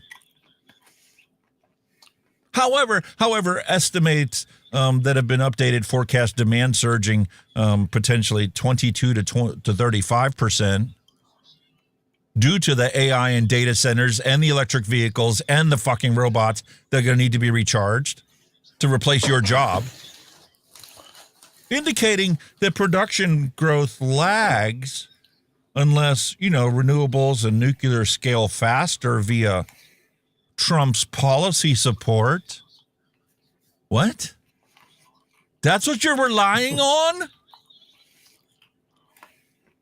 Please estimate the terawatt hour shortfall by 2035, assuming it's only a 35% surge in demand. And let's be realistic. Let's factor in the current regulatory animosity, typically resulting in political gridlock, accomplishing nothing. Then once you do that, I want you to calculate how many new power plants must be constructed in the next decade just to meet the anticipated demand you just fucking figured out. Right? Right. Well, assuming a 35% demand and surge from base projections, that'd be 4,300 terawatt hours in 2025, growing to 6,800 terawatt hours by 2035, and gridlock limiting generation growth to 17%. That's only 5,000 terawatt hours. That's going to leave us with a shortfall of 1,800 terawatt hours annually. Every fucking year for the next 10 years. Wow. To meet this demand, we would need about 500 gigawatts of brand new capacity at 40% average. Assuming typical plants that are 500 to 200 megawatts, depending on whether they're archaic gas or renewables, that would be roughly 1,000 to 2,500 brand new power plants in the United States of America. Though regulatory hurdles make that completely unlikely without significant reforms. Yeah. Do you trust your politician to make the reforms necessary to make sure your electricity isn't $800 a year in 10 years? I don't.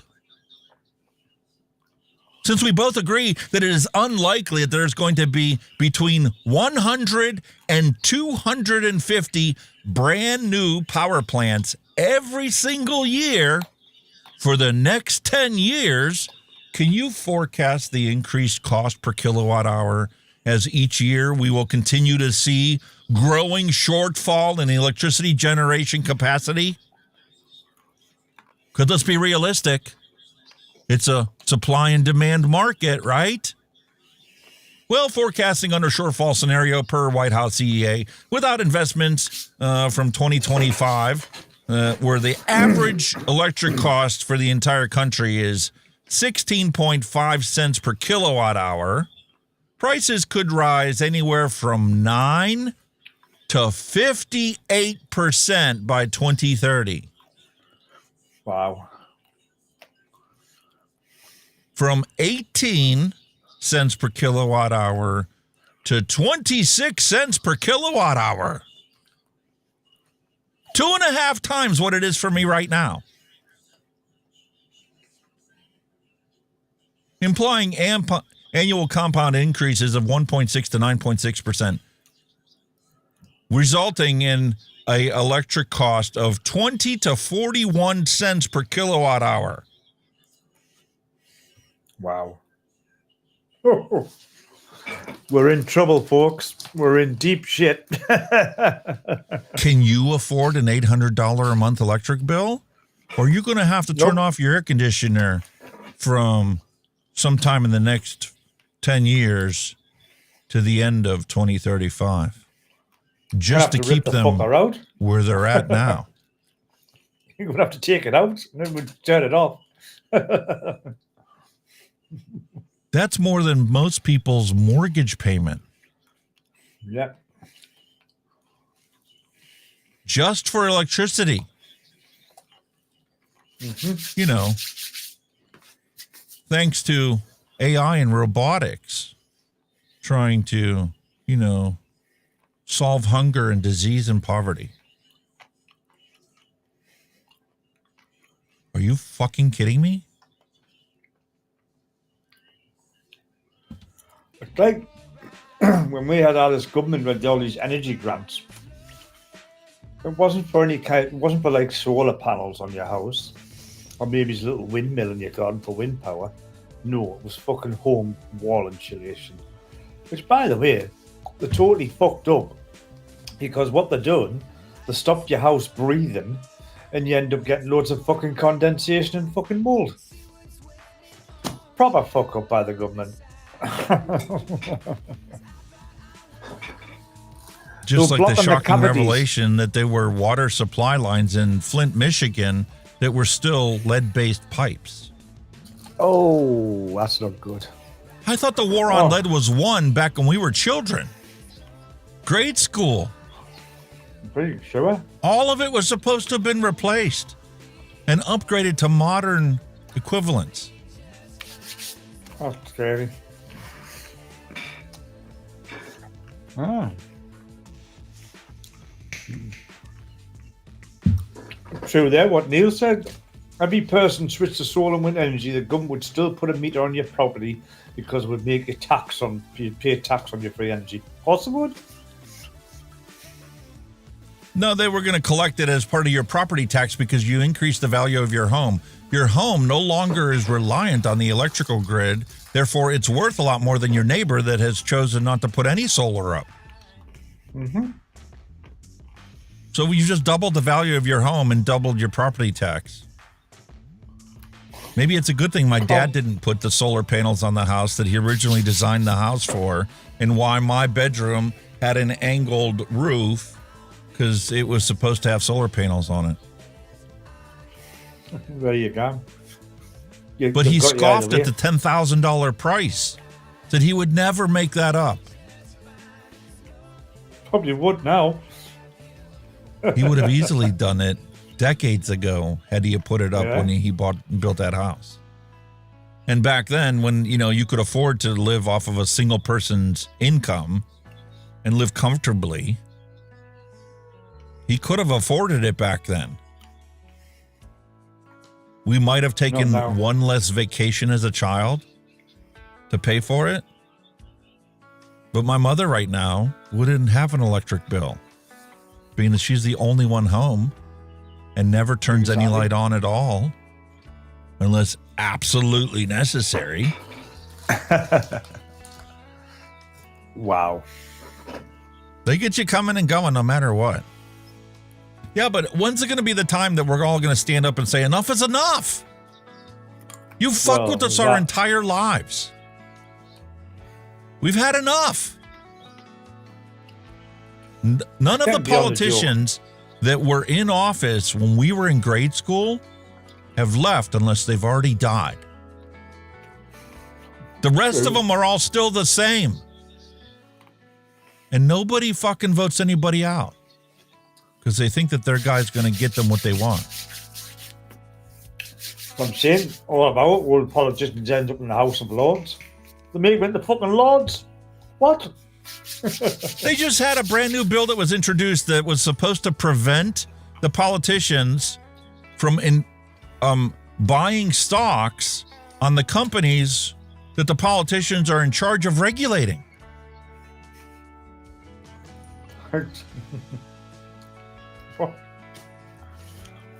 You think they're going to vote so that they can not make a killing by abusing their political offices? Nope. Never. Never going to happen now, is it?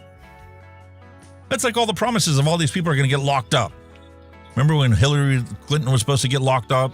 Crooked Hillary. Well, he didn't lock her up the first time he was president, and he has no talks about locking anybody up. The only thing he talks about, and he does, and like every politician's ever done in their entire lives, is to tell you who to hate right now, and it's the illegal immigrants. Doing the jobs in this country nobody wants to fucking do, like pick plants. But don't worry, his good buddy Elon's going to build robots to pick all the plants, so we won't need the immigrants anymore. But your electric bill is going to go double, so that Elon can have his robots picking all your plants. Told you. Skynet is coming. Skynet is coming. Said it for ages. As soon as AI come out, I said it for ages. Terminator. I'll be back. Oh, you will, all right. Time for an adult beverage. Let's go up there.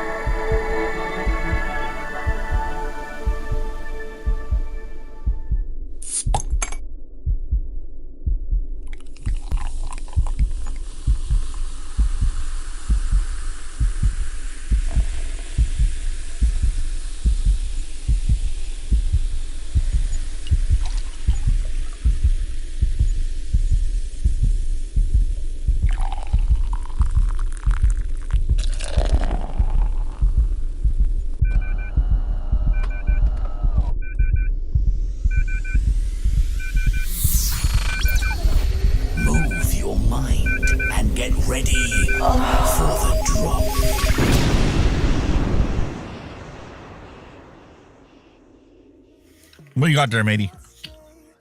Today, I have got an Italian beer.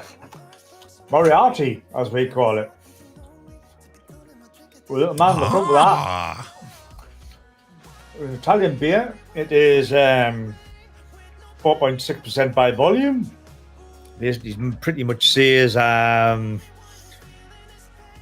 it's found in Italy in 1859 by Luigi Moriarty. And today, the golden beer is known around the world for its quality taste. And there you go, sir. Italian beer by Mr. Moriarty. Very nice. Yeah. Up for your entertainment today, Oh I my have God. Tippy Cow Orange Cream. Real rum with real cream and some artificial natural flavors. 14% alcohol by volume. Oh, rum. You've got rum. You've got bloody rum.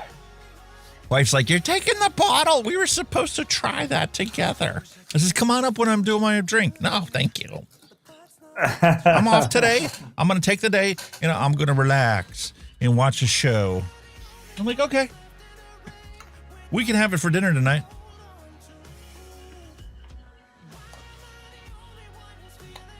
Oh, a little shot glass as well. Oh my God, that looks nice. That looks Orange like cream. Baileys. That actually looks like Baileys. Yeah. Oh Cheers, my. mate. To our health. To your health, sir. Oh.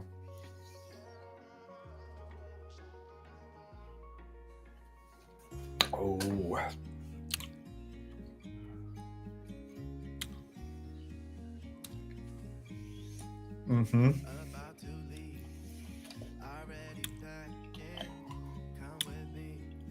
There it is. I'm like, where's the orange? I'm not getting the orange. It's just alcohol. It's alcohol. It transitions into a beautiful, lush, rich, creamy sensation in your mouth. A beautiful, nice, thick cream. And then as the cream dissipates, you're left with this orange flavor. Yep. Just sounds like a bit of old Baileys, sir. Sounds just like the old Baileys, but instead of Irish cream, it's orange cream.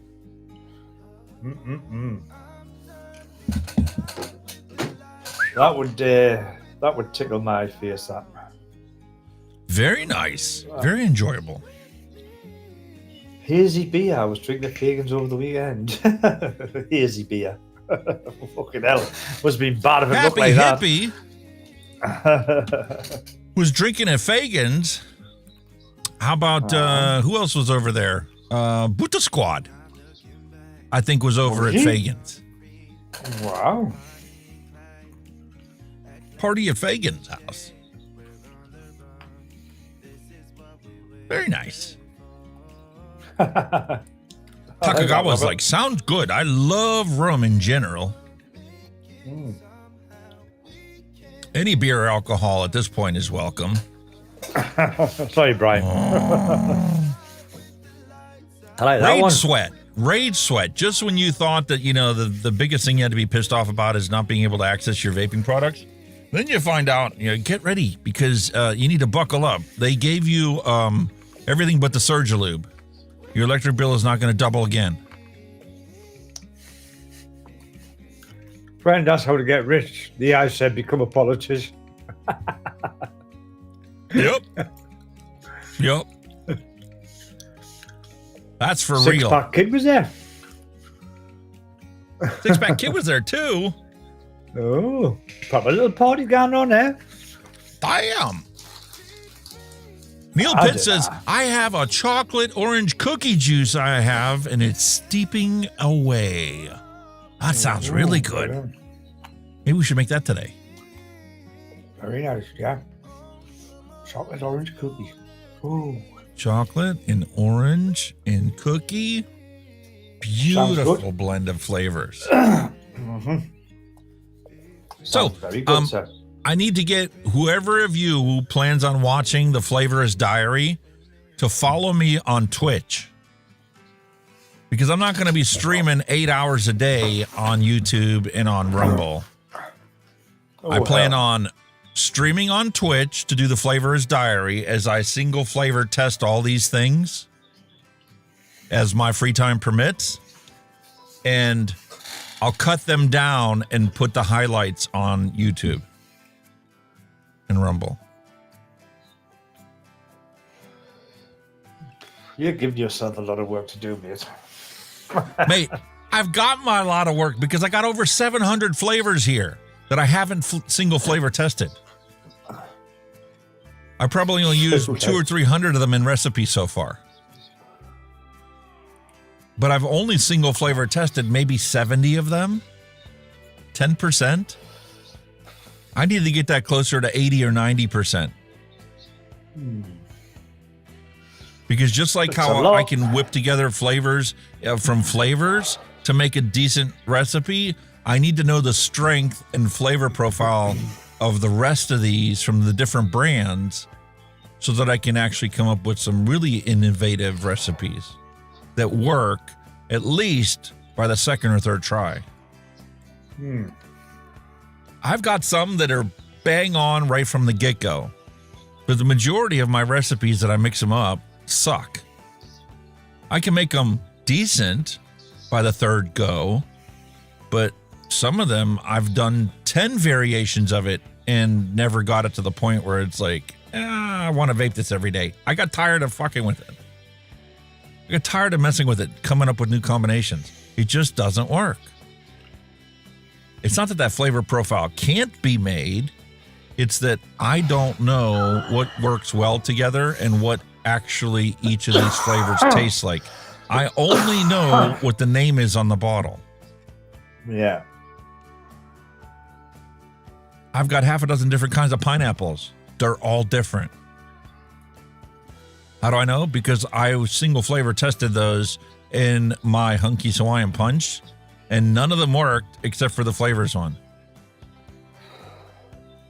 Yeah. That sucked. Having 8 different pineapples and none of them work in the recipe.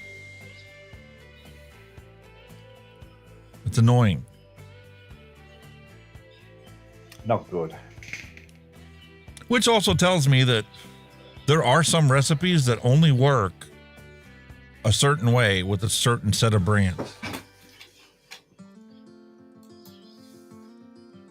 It's like I said, it's down to the name of the company. You know, it's the brand. You know, like you said, they all make different versions of the same flavor. If you'll pardon the pun, you know what I mean? You're like, yes, why? I do. You know what I mean?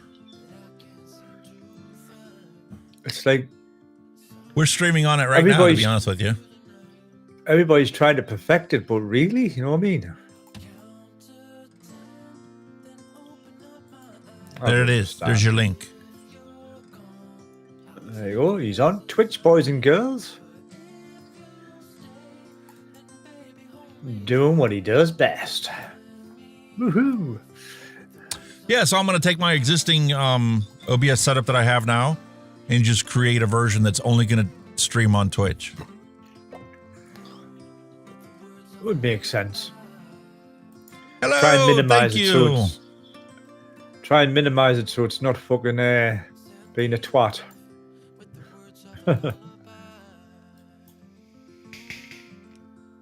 Yeah, so I'm going to do my actual streaming there for the Flavor's Diary, and then I'm going to try and take that and cut it down. There is some tools that I need to include and upgrade inside of OBS and StreamerBot, where if I am actually doing something that I'm going to want to include in it, I can drop markers on my stream, and those will show up in DaVinci.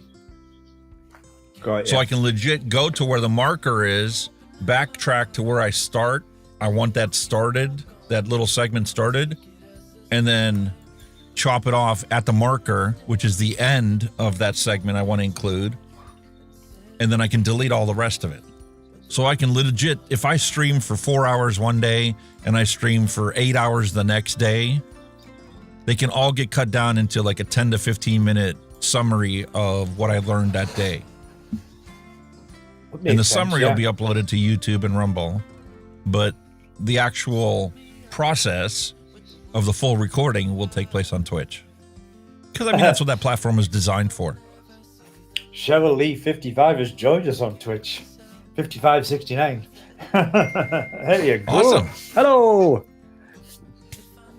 Yeah, so we'll get all the actual crafting aspects of it done there. And then, you know, when I get burned out of doing just flavors, then you'll get to watch me actually work the lathe to try and make some coils. Praise, going to put to good use. Hallelujah. I always intended to. It's just one thing led to another, and it just wasn't a priority. It's always been on the bottom of the list. The lathe is sitting there against the wall right now.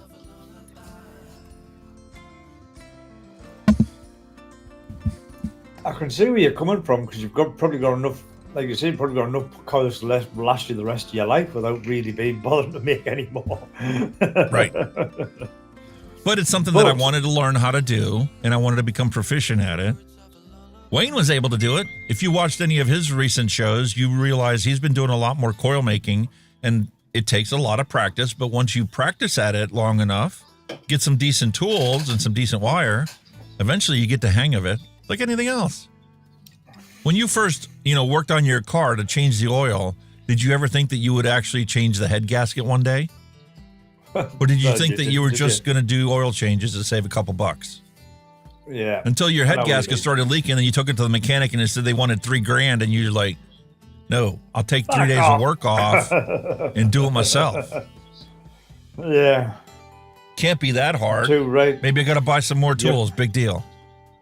Exactly. Amazing, man, isn't it? Oh, God. Dylan changed his name. Buta Squad. Everybody has voted to change his name. He's not going to be called the Staten Island Meatball. What? The fucking what? Fucking hell.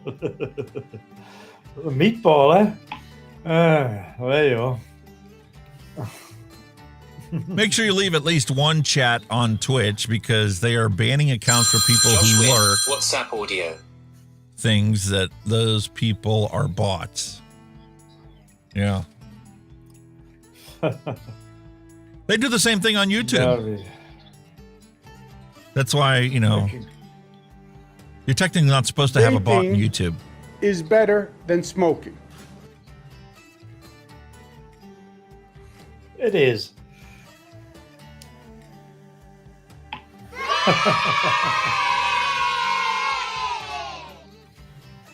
All right, so what are you vaping on? What is your hand checks? Oh, me. I have got the Blaze RDA on the Pulse. I've been taking that one out with us last couple of days. I'm in squonk mode, by the way. Brilliant little device. As you mentioned before, I've still got me Dead Rabbit on my MQ class. Come on, there you go. Focus, you motherfucker. I've still got that. I didn't think I had any disposables left, but I found this Aura Bar Crystal Prime in one of my boxes. So very that's nice. Kind of getting tough. That's getting kind of toughed on now and then. And I've still got this little drag pod kit, which I have a little chuff on now and then as well. I think I took this out with us the other day as well. Is it battery dead or is it alive? Yep, it's alive and kicking. And yeah, that's pretty. I mean, this guy, I haven't used this for a little while because I've still got this little Pavo thing kicking about. I haven't used him for a little while. He's been hiding in the back there, so I need to get hold of him a bit more. But yep, he's still puffing away as well. Batteries lasted ages on it. So yeah, that's pretty where I'm at. I'm just into like smaller devices at the moment for when I'm out and about at work. So I'm not following clouds and getting attention that I shouldn't be getting. Very nice. Well, that's basically it, bud. Yeah, not a lot. Oh, you got one more? No, I haven't. I'm thinking about. Oh, you're reaching for food. Yeah, Sorry. So I resurrected the Blaze, the original Blaze Solo, because I got to do the review on the Blaze Solo too.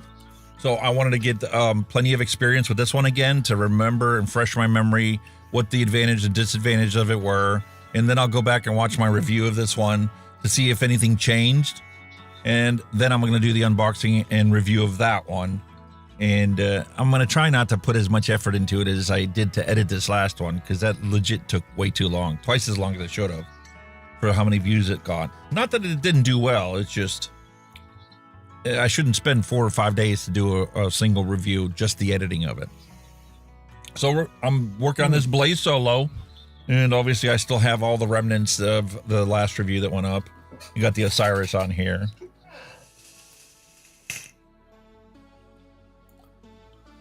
Got the Blaze Max.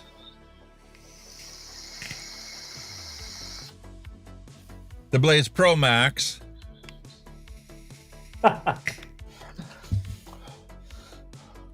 The Hell Beast from Hell Vape. That one needs a new battery. The Solo from Hell Vape. No, this is the Mouth to Lung. Dead Rabbit Mouth to Lung. Dead Rabbit, yeah. The other Dead Rabbit I don't really care for. I still have it here. Tank's still full.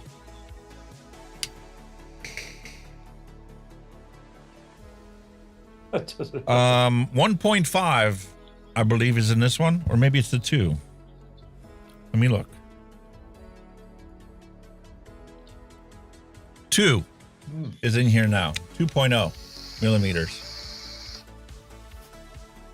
I think I've got the 1.2 in mine. Looks tighter.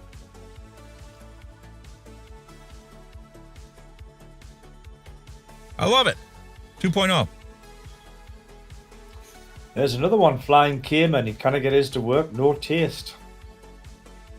You got the wrong coil in there, unless you're still on the original coil, in which case you might have a hotspot on it. That's what Kenny's problem was. He didn't have enough wattage to it. He increased the wattage of it, and then he found his mouth to lung coils and put them in. Now he's running a 0.7 ohm. And what are you running the wattage of that? 20 watts? 20 watts on that, yeah. And you got beautiful flavor on it now. I had a 0.26 in, so when I bumped the wattage up to 40 watts, then the flavor came through. Wasn't hot enough. So just be careful on your coils. Make sure you put a decent coil in. At the right ohms, of course. Duh, like I didn't. Well, make sure it's appropriately sized for that tank based upon what originally came with. Make sure you get a nice, higher resistance ohm, depending on whether you're going to restrict that to a true mouth to lung, or whether you're going to be using it like when this thing was released, the original coil was meant for you to do a restricted direct lung. If you want to do just a true mouth to lung, then you need to do a coil like what Kenny has. Go up to like a 0.7 ohm. Yeah. Resistance. That's pretty low for Flying Cayman. Just a mouth to lung coil. And less mass. 0.7 ohms. Something like a Clapton, they're tried and tested. They always work. So start off with that and see where you get on. And the Blaze Solo, the original one, is too airy for somebody that is preferring a restricted direct lung. This is a restricted direct lung, single coil rebuildable. My understanding is because of the honeycomb airflow on there that cuts this down, now you're shifting it lower and closer towards the mouth to lung capabilities of this tank. But the thing that really gets me is I've already watched everybody else's review of it. Grim Green has that thing cut at 5.5 millimeters. His coil is literally proud of the top of the deck of it. That's too long. Mike Vapes, when he did the review on it, he told everybody to cut it to 4 millimeters. And he didn't prep his coil. He put it in the coil cutting tool and cut them to 4 millimeters. And when he showed it, the coil was literally practically touching. It was like anywhere from a half to a 1 millimeter away from the base of the deck. That's too low. Now, if you prep that coil where you bend it the whole way around and then bend your leads so that the one end of the coil and the other end of the coil have a full wrap on it. Then you can cut it to 4 millimeters and put it in there, and you could literally lift it up an extra half to an extra millimeter to place it in the center of that airflow. So you get an equal spacing all around that coil. That's going to give you the best flavor out of that tank. Neither one of them did it. One was too low, one was too high. Wow, that's even better again. Holy shit. So that's on my agenda for this week. And then obviously I still got the miscellaneous things, you know, like the Torin Vortex 30 on the Steam Crave Titan. I've got the clutch with the Mongrel. Thank and you other for that, miscellaneous Brian. things that are still sitting here. There you go, Brian Ferguson. 3.5 to 4.1 volts, right? I've just changed this to voltage. I mean, see, I'm at 3.5 volts. I'm upside down there, Matt, right? 3.5 volts, and it's giving you a wattage of 23.5 watts, which is very small. It's in the corner there. You can kind of really see it, but it's right in the bottom corner there, and it's fucking improved it immensely. I've gone from like, I've just obviously lifted it up just a touch above 20 watts, and it's even better again. Wow. 3.5 volts. There you go, folks. Steve said the same thing a long time ago. I remember him talking about it. If you're having trouble getting, you know, the right flavor out of a tank or a coil or something, switch it to voltage and make sure that your voltage is somewhere in that 3.5 to 4 volt range. That's really nice. If you're too low or you're too high, then you need to dial it back in. And if you can't do it with the voltage and still get, you know, a vape that's the right warmth for your normal expectation, you need to change the coil and increase or decrease the resistance to bring it into that 3.5 to 4 range. Very nice. There you go. You learn something new every day in this game. Always, always. So let's roll the bumper and see what everybody else submitted for this week.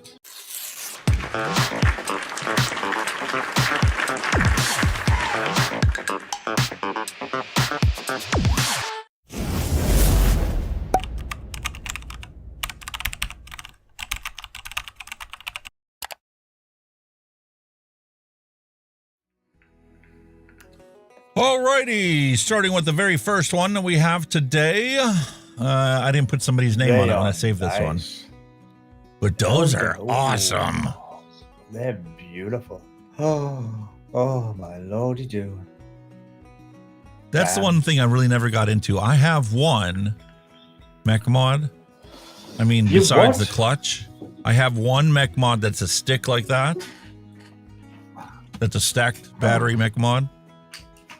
Oh, what? Yeah. One of these days I'll look around. Maybe I'll make my own. Maybe that's something I'll get into. Yeah. That's a broadside. That's a clone stacked. And the original one I've got, you're not going to believe this.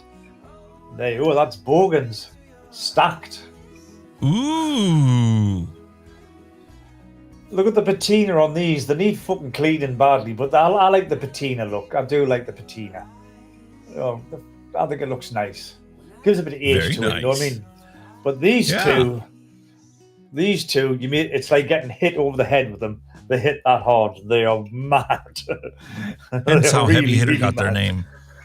Oh, these, well, obviously they're stacked, aren't you? So you're running off 2 batteries. So, my, oh my. Look at this one. Vintage. That's a nightmare. Oh, that's nice. Yeah.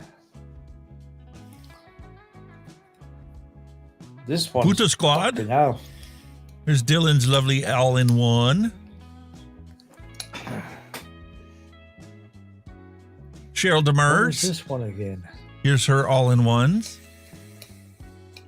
2 of them.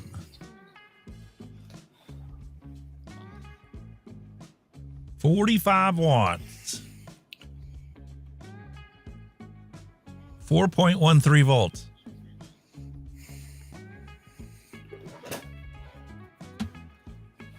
Corporate Jason dropped his in. He's drinking Pennsylvania's Yingling Lager. I wonder if I can send you a can of that. Oh, be interesting. You never had Yingling. It's a very sweet beer. Sweet. Ooh, interesting. Dusty's like, the vape shop I go to said that they're not going to be able to get any more Geek Bars, Raz, or Fogger vapes because Customs has confiscated all of them at the border. No way. There's been a lot of people, shops, talking about this one for 2 months now. Yingling and Hershey is a great beer, too. I never had Hershey beer. I've never had Hershey. I've been to Hershey, Pennsylvania. I've been to visit the little chocolate factory. I've been to Hershey Park, the amusement park. Hershey Amusement Park, Jesus. Here's Corporate Jason's coils. Oh, they're nice. And he likes that McMod situation too. That's nice. I've got a very old one, right? I need to clean it up. I bought it ages ago, but it's a clone of the League of Scoundrels. Very nice. Brass. And the RDA is what they call the old battle caps. Old battle cap RDA. I've had it polished up once before, but I never got to use it. It's something I've been meaning to do up, and I bought it ages ago. You know, that's how I got it. Really, much of just an old one.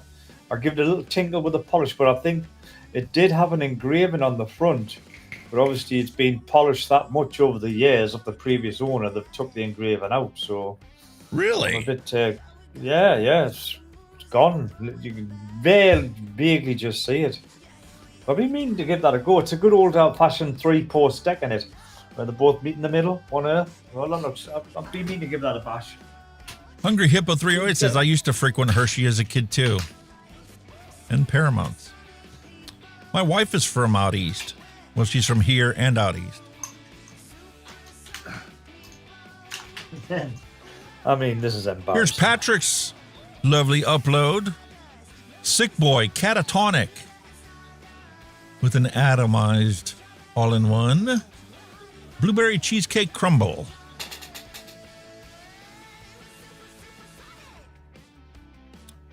R4 UK3N recently joined the Discord this week, and this was their lovely collection. It's like a notion. Look at that, side by side. That was one thing I never got my hands on. I tried. Well, an SBS. Squonker.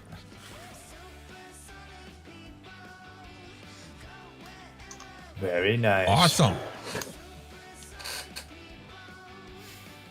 Here's another one of theirs.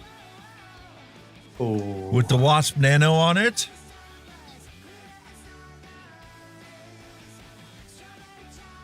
You sent me that one, mate.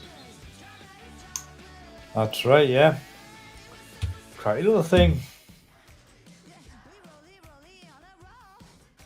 And look! We aren't the only crazy ones that have multiple mods and tank setups. Whoa. Very nice. Is that a Dead Rabbit 3 on there? Could be. The knurling looks wrong on it. It's a different top by the looks of it. I still love it. Nice, isn't it? Very nice. Robert Lawyer, look at his collection. Wonder Flavors, Butterscotch Cream Pie. Wonder Flavors Sweetener. Wonder Flavors Vanilla Cream Extra. And he made his first liquids. Look at that. Single flavor liquids. Very well done. Yep. Awesome. Keep it up, young man. Look at six-pack kids all in one. Whoa. That's nice. Very, very nice. Ooh, deep that's cuts. Nice. Oh. Vinyl and vapor deep cuts. Oh, look at that. One of these days I'll get around to getting a 3D printer.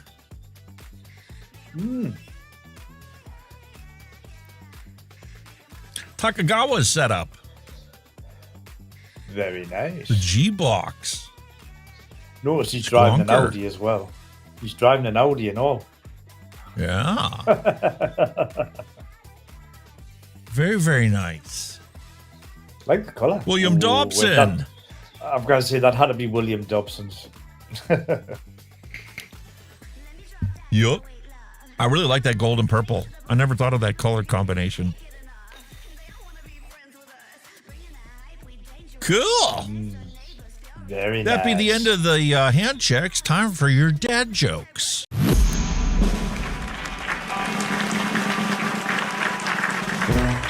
No more despair. I have paid more than I owe.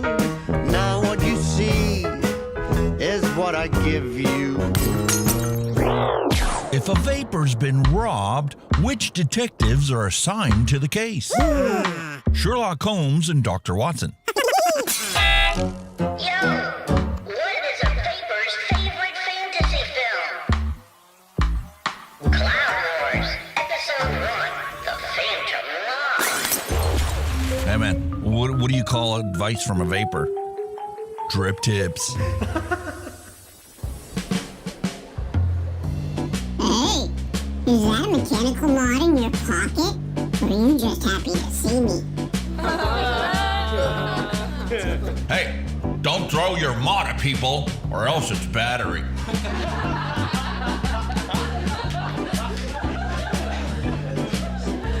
Hey, why did a vapor cross the road? To chase them clouds. And they told me vaping was cheaper than smoking. Nope, I don't care. What are you talking about? Did you hear about the guy who doesn't pay more than 1 cent per mil for juice? Shut that baby up! Yeah, we get it. You DIY or die.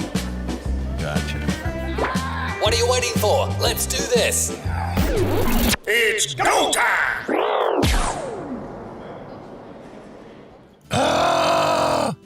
You know how we love Star Trek and we love sci-fi and science, right? Here's something that'll shock you. Are you ready? The star, Betelgeuse, is about to explode.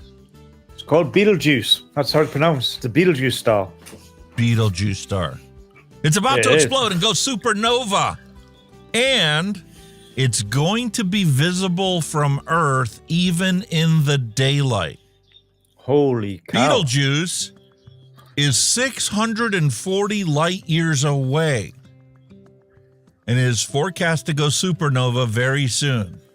Obviously, it's going to be harmless to us being 640 light years away, but talk about Carl Sagan moment realizing something 640 light years away will be visible from Earth. That's fucking crazy. That's nuts. As massive as the universe and the solar system is, that just puts things in a whole new perspective.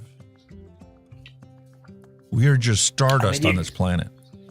You can imagine the energy and shit that that's going to produce for you to see that. Fuck.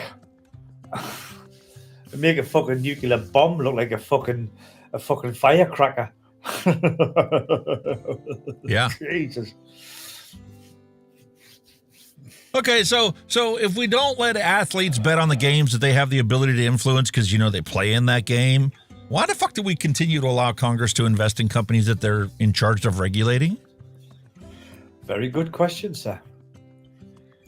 It's kind of simple. Many people play video games in easy mode. I'm one of them. I love to play Civilization on settler mode. And you know what? It's okay. Because games are supposed to be fun and relaxing, not stressful.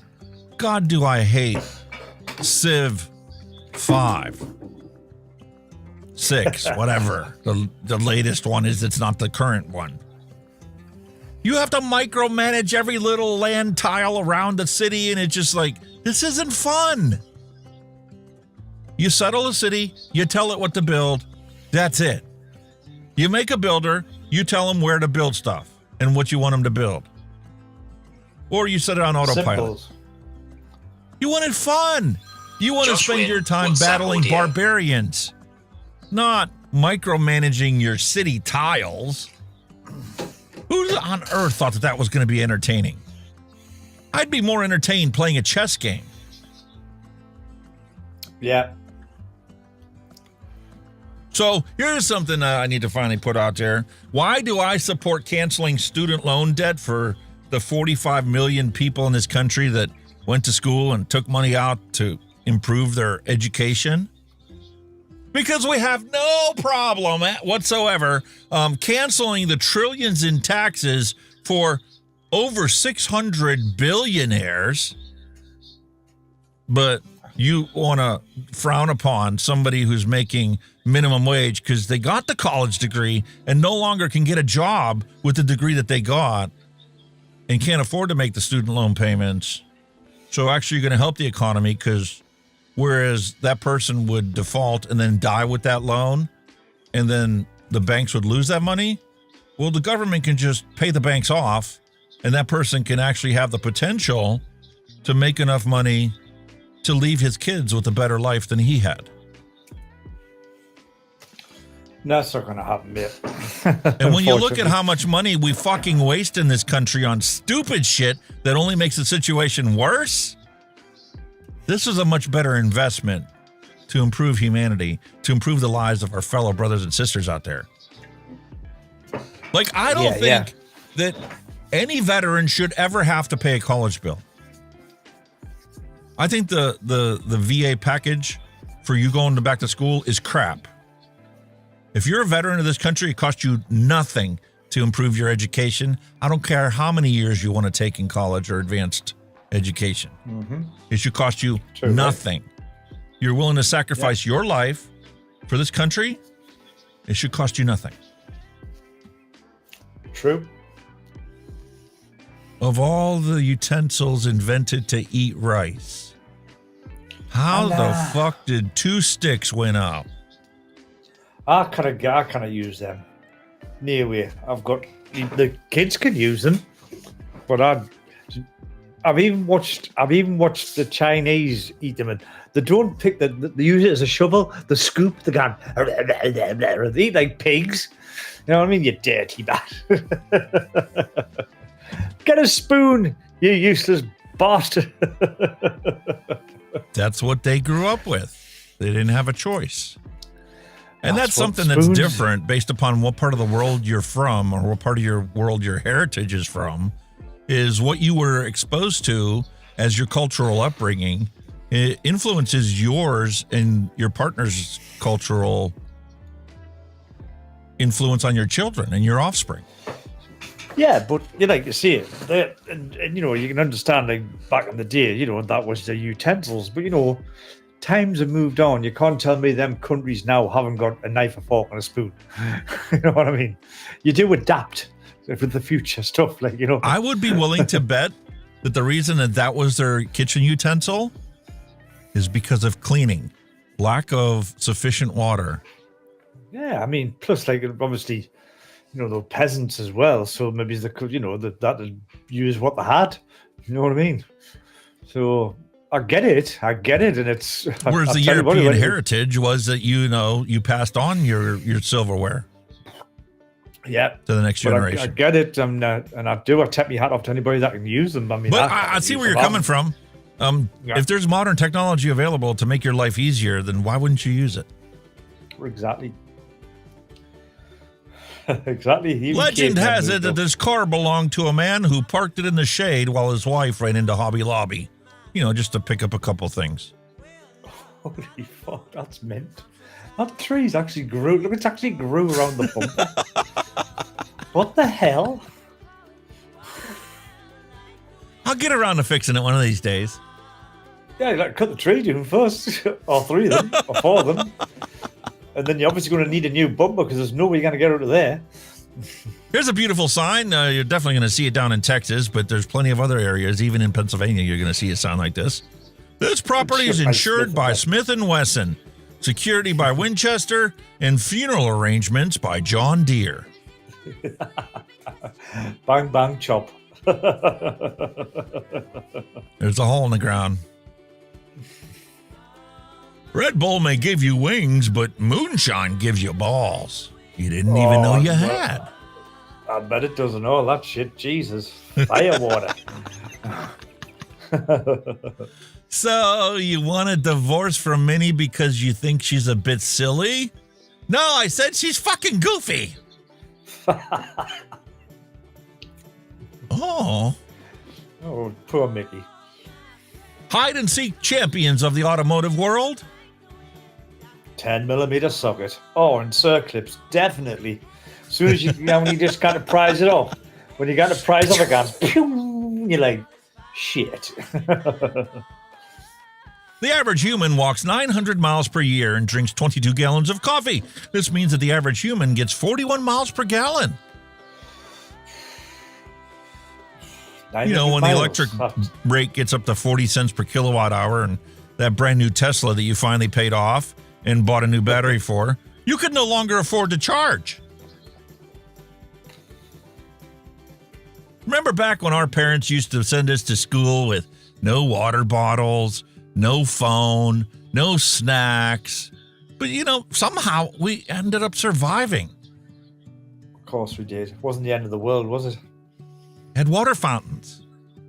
Everybody drank from. You were thirsty, you drank. If you didn't, you didn't.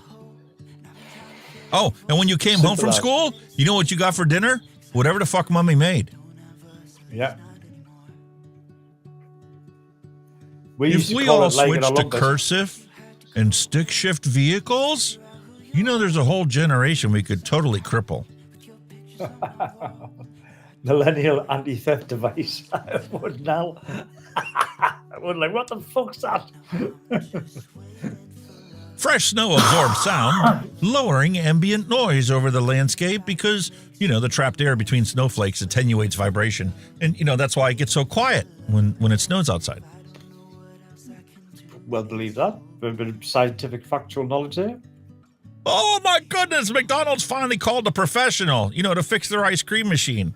Their professional comes from Dairy Queen.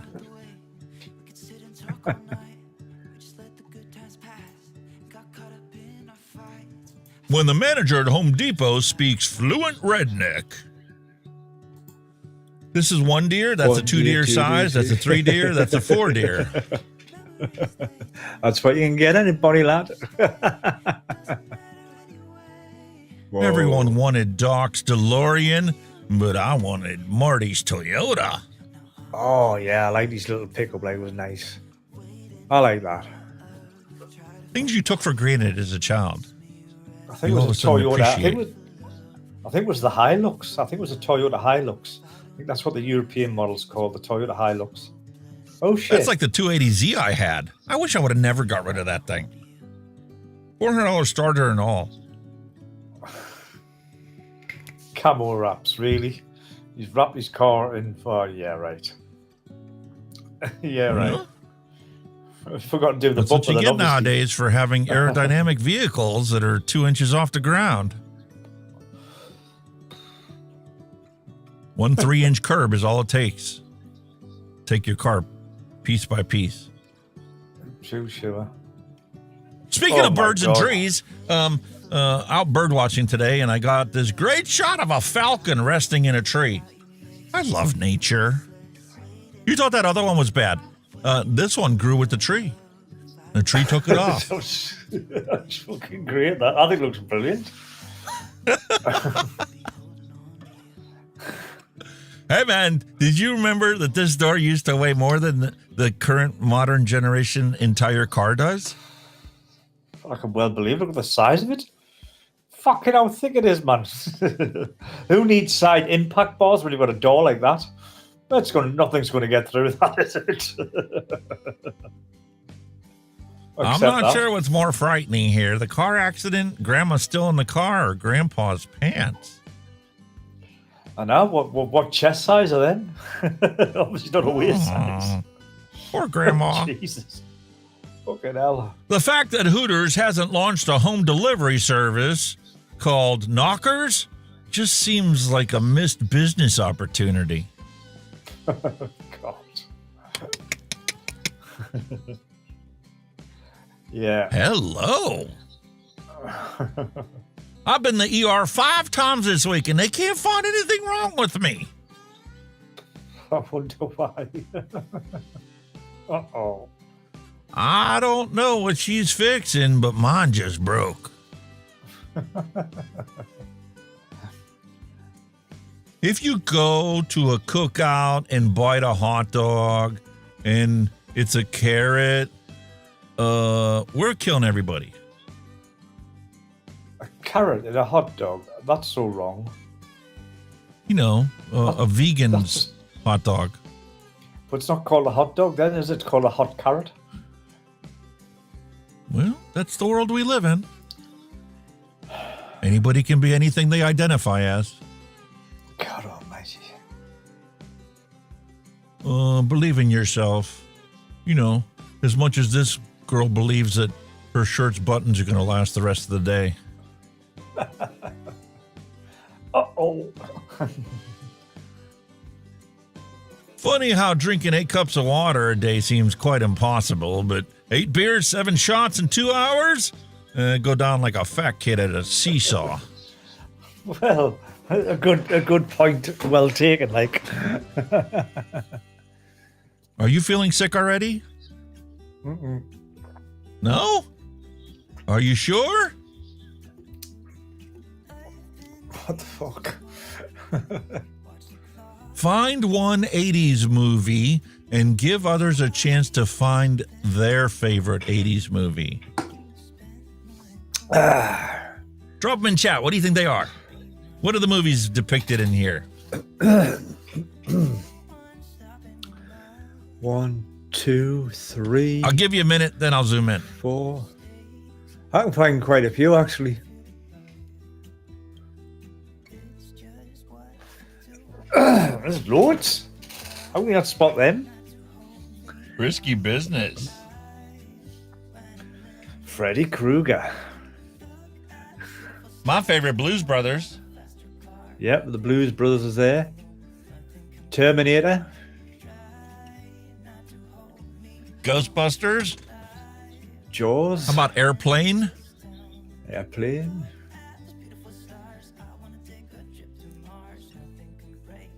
Awesome.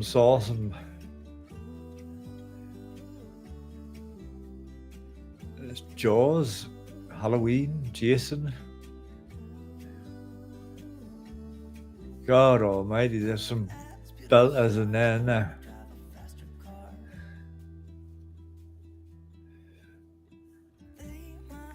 Hey, look at all them. Blues Brothers, Terminator.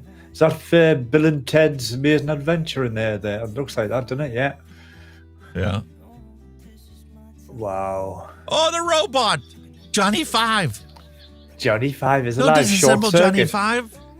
Short circuit. E.T. E.T. go home. E.T. phone home. Mermaid, The Little Mermaid. Little Mermaid. Escape from New York, Spaceballs, Highlander, When Harry Met Sally, Terminator. Classics. Absolute classics. I See Snake Plissken. Who?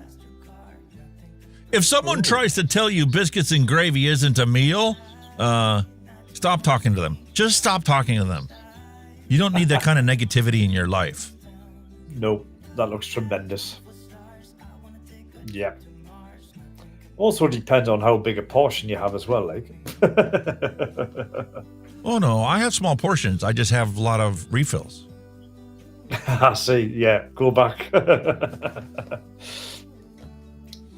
That never goes to waste in this house. Nope. Freaking love it.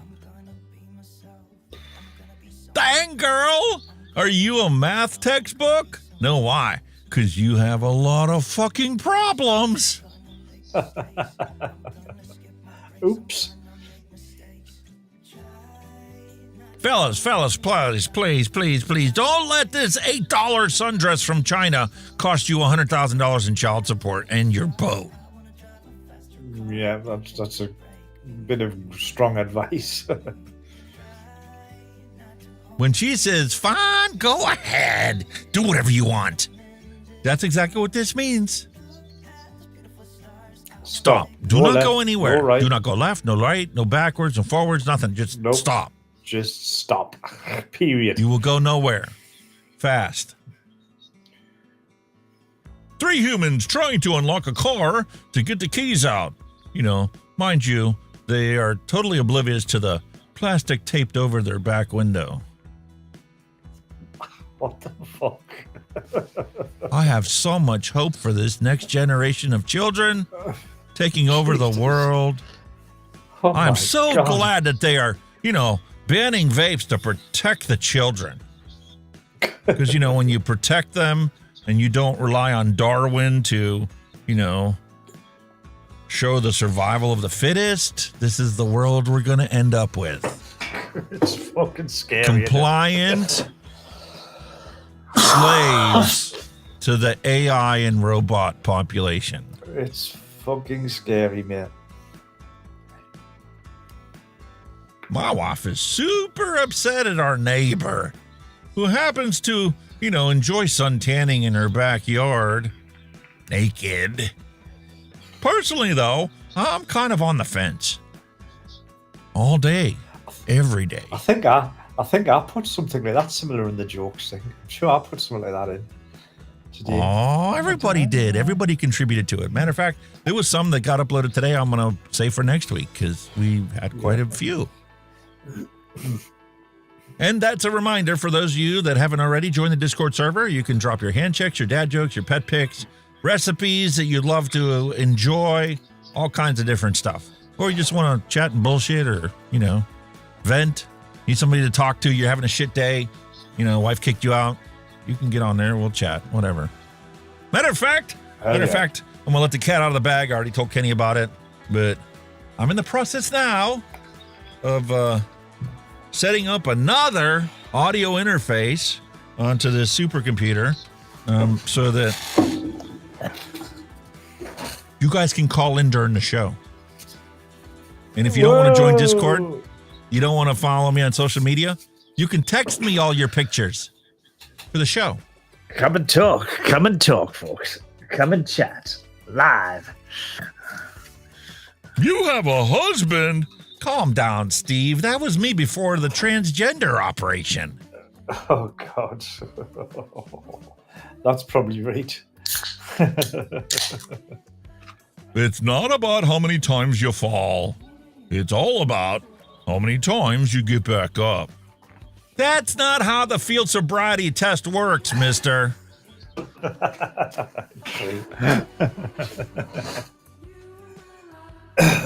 Chef was so distracted, her forgot to cook the meat. Oh, dear. Raw fucking lumber steak. How would you like your steak raw? Shit. Oh, he was trying to give it to her raw. Oh. Suspect, I ain't coming out. Okay, send in the werewolf. Wait, what? What? What are you sending in? Oh, shit. Yeah. I definitely think I would comply. I would definitely comply with that thing come after us, like. You got me. I'd like to break both of my legs. Say no more. I'm the architect that'll give you what you want. Holy shit, you would know, wouldn't you? Fucking hell. Must have tried to climb them after a few beers. Ooh, that's not going to end well. No, thank you.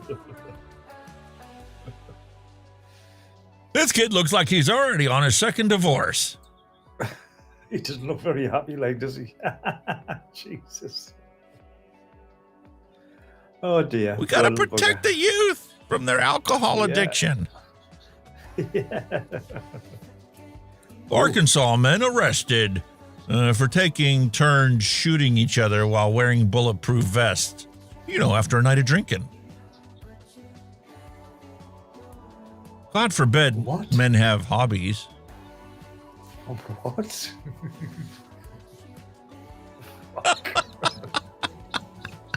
No.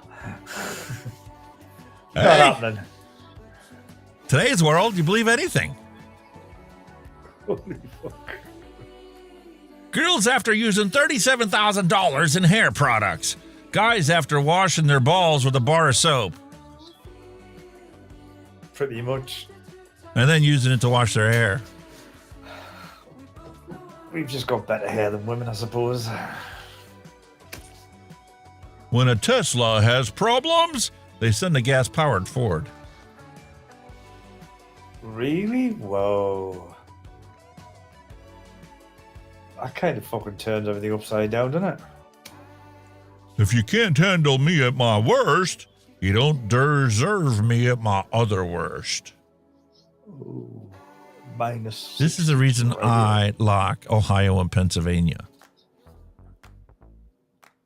Minnesota can go from 97 degrees Fahrenheit in the summer to minus 60 degrees in the winter. Holy fuck. No, thank you. Nope. Have you ever noticed that a woman's, I'll be ready in 5 minutes, and a man's, I'll be ready in 5 minutes, are exactly the same? Yep. I'll be back in 5. No, you won't. I think all cookbooks, this should be a new law. I think all cookbooks should have a picture of what the recipe's supposed to turn out like, after every single recipe. And you should also include what it looks like for all the fucking dishes you're going to need to clean up if you make this recipe. Yeah. So true. It's a rough neighborhood when the construction vehicle loses its tires. God almighty. Must be a fucking big bloke who took them away. That's all I'm going to say. Rough neighborhood for sure. Yeah. The average pork tenderloin in the Midwest would kill the average European. Definitely. Look at the size of that. It looks like a human. That is true, though. Our portion sizes have gotten humongous over the years. Oh, they're ridiculous. Dangers of marijuana. Beds should look like beds, not ice cream sandwiches. I ordered this when I was high as a kite because I thought it was a giant ice cream sandwich. And I'm so disappointed when it showed up. It's not.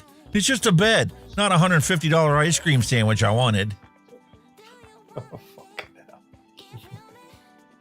Caveat emptor.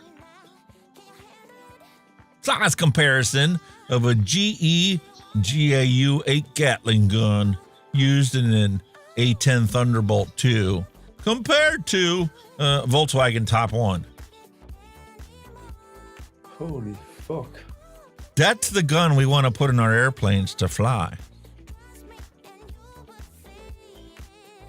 Now I know how they can use bullets to take on other airplanes.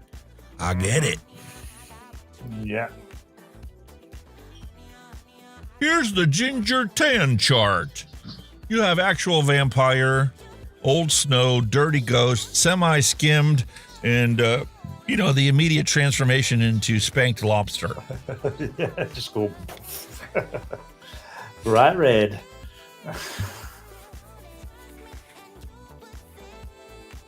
Might be the reason why the Irish drink so much. Possibly, yeah. But correlation is not causation. No. Speaking of blurry vision, you know that lack of sex can lead to blurry vision? Fucking right.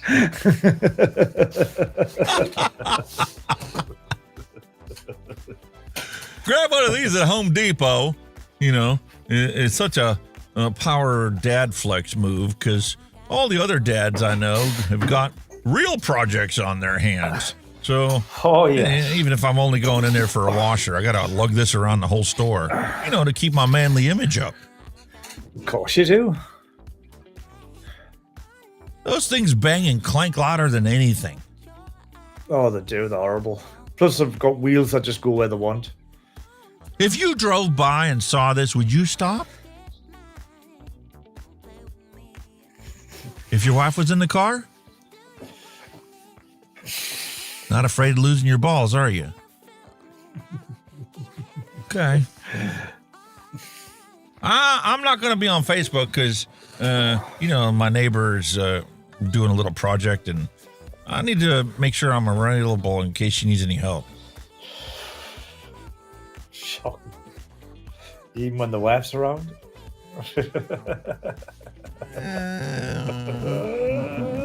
No. I value my balls where they're at. Yep. I don't need her to hand them to her. On a plate. On a plate. Affirmative. The leading cause for injury in old men is them thinking that they're still young men. So true, that and all, isn't it? I can lift that. Oop, no, I can't. Back gone. Not anymore. Dear Canadians, this on the left is bacon. This on the right is ham. That's not bacon. Yeah, ham and bacon. Big total different. So what happens if we're not the first one to reach the egg? Well, we're tadpoles, Ted. Stop looking at stuff on the internet. It's going to inhibit your movement. Oh my God, shit has finally hit the fan. Oh. Oh. My boat wasn't feeling well, so we went straight to the dock. Oh, God, no. Locating Milwaukee on a map is just like looking at the MLB standings. Find Chicago and just look up. Oops. Sorry, Mallory. I asked my grandpa. After 60 years, you still call Grandma darling and beautiful and honey. What's the secret? Well, I forgot her name 5 years ago, and I'm afraid to ask her. That's a good excuse. Yeah. Gotcha. I remember that one. When the Smothers Brothers sent an apology to President Lyndon B. Johnson, for their satirical jokes, Johnson responded with this memorable quote. It is part of the price of leadership of this great and free nation to be the target of clever satirists. You have given the gift of laughter to our people. May we never grow so somber or self-important that we fail to appreciate the humor in our lives, even when we don't find it funny. Mm-hmm. I'll second that one, mate. That mushroom tastes like beef. This mushroom killed Bob. And these mushrooms make us see God for the next 2 weeks. Hell yeah. Hallelujah. Dating her is like a haunted house. You knew better, but you still went in. She'll smile at you while calculating exactly how to make you the villain of her story, because she's inherently a narcissist. Yep. But you're too worried about motorboat. Yeah. Dill pickle pasta salad. 16-ounce rack of rotini pasta, 2 cups of baby dill pickles, 1 1/4 cup of cheddar cheese, 1/2 cup of sweet yellow onion, 1/4 of a tablespoon of chopped fresh dill, 3/4 cup mayonnaise, 1/2 cup of sour cream, 1/2 teaspoon of onion powder, a 1/2 teaspoon of kosher salt, 1/2 teaspoon of black pepper, and, what the fuck?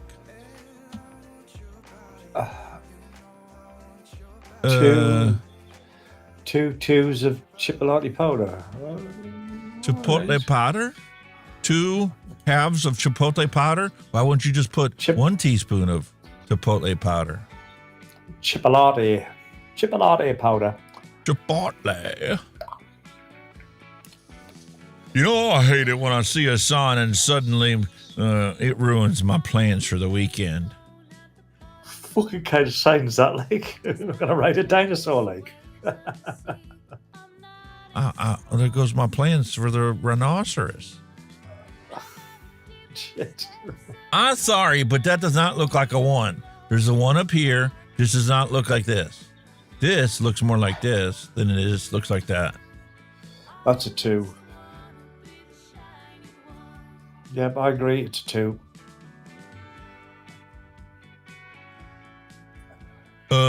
You win $100 million if you survive 20 minutes being hunted by one of these. Which would you choose? Hippo. Crocodile. I wouldn't give him the water for the hippo.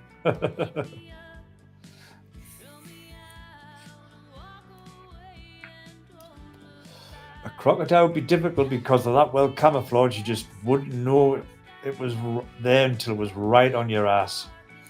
Depends on where you're at. If I'm in a field of grass, I'll see him coming. And all I got to do is get my fat ass on his back, and I'll be good. Now, if we're in the water, I'm fucked. Definitely. I forgot to zip my pants up today, so the lady politely told me, "Sir, your garage is open." I zipped them up and asked, "Did you see my monster truck inside?" The lady smiled and says, "No, just a small Toyota with 2 flat tires." Thanks, lady. Mr. Wiggles' Magic Miracle Wiener Washer, because wetter wieners wiggle better. What on earth? And they say our generation did a lot of drugs. Okay. Okay. Due to the rising cost of medical tests, all you can do now, that you can still afford, is to pee under a tree and wait. If ants gather, you got diabetes. If grass dries up, you got high salt levels, and you're dehydrated. If grass dries up, you're also fucked because it'll probably smell like barbecue sauce, which means, you got high cholesterol. And if you forget to pull up your pants when you got done pissing on the tree, you probably got mild cognitive impairment or Alzheimer's. Out of all the predicaments, that's probably the best one to have because you won't remember when it got really bad. Exactly. You're somebody else's problem now. Speaking of being somebody else's problem, my body is not a temple. I'm going to be honest with you. It's more like, a bar and grill. A bar grill. Yeah. With all the fried food and burgers I can get my hands on. The temple days are long gone. Rocky Horus Picture Scroll. Let's do the time warp again. Walk like an Egyptian. Hey, if you could read my sister's mind, you would back away slowly and then run for your life. I like that cup. You want to get that cup for your wife, don't you? I'll change it to my wife. My wife sent me a sweet text message that read, "If you're sleeping, send me your dreams. If you're laughing, send me a smile. If you're crying, send me your tears, 'cause I love you." So I replied, I'm on the toilet. Please advise what you'd like next. Send me your shit.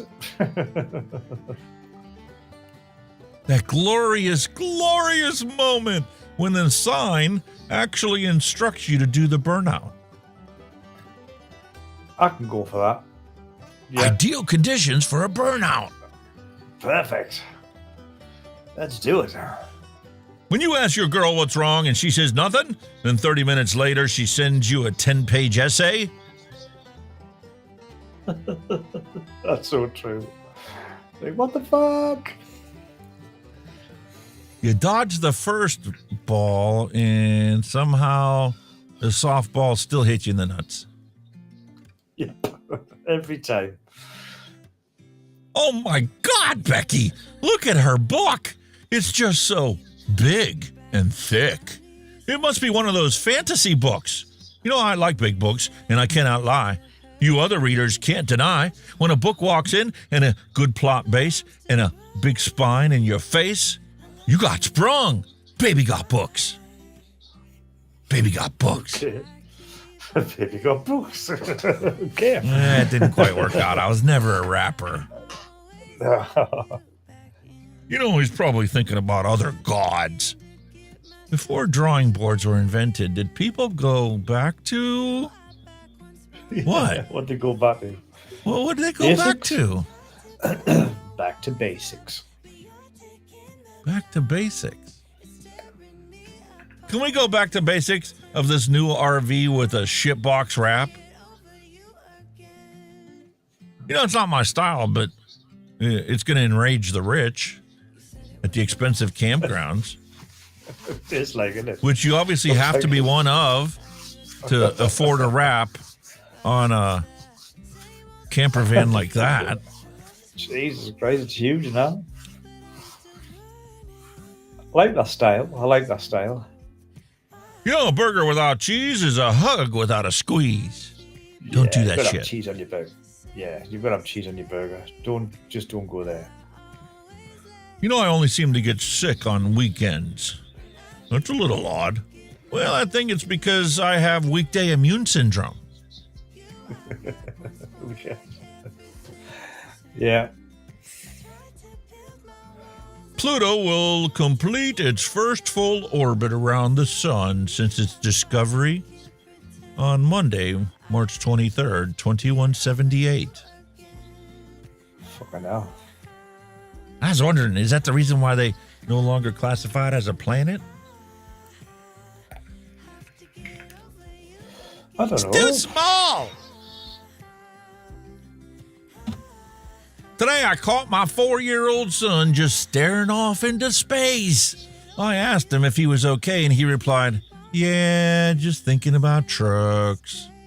Which is funny, because I had the exact same conversation with my 67-year-old retired father last week. Yeah. I was thinking about trucks, yeah. Love it. Liars, all of them. When it's bath time versus when it's nail trim time or vacuum cleaner shows up or, you know, when you go to unwrap your cheese to put on your burger. That's exactly like our dog. Hides from everything. As soon as he hears something rattling, he's out there like a shot. Boof, gone. I call my coochie the lotto because men are lucky to hit it. I thought you called it the lotto because you're always scratching it. Oh, God. Oh, dear. Supposedly, this cow was farting a lot and ruining the environment, so I ate it. And you're welcome. Be a hero. Go eat meat. Which technically, the cow's a vegetarian, so you're eating vegetarian. But technically, do you actually eat the cow? I thought it was you ate the bull. Well, the cows can't give milk forever. They eventually become part of your steak, too. Yeah, but I'm saying, though, I would say... The butcher doesn't care whether it's male or female. I think if you could bring it for like a high quality steak, like say where we got Angus beef, I would imagine that might come off the bull because obviously it's more muscular. Just me. I think the cow would be juicier and more supple. True. Yeah, I get you. Remember playing Monopoly? You know, the original version where they actually had real pieces. Monopoly board, not some plastic crap. The doggy, the iron, the boot. What'd you pick? What did you always end up picking? What'd you guys pick out there in chat? I had the car. What was your favorite I piece? always picked the car. I always picked the car. So I was a car man. I always had the car.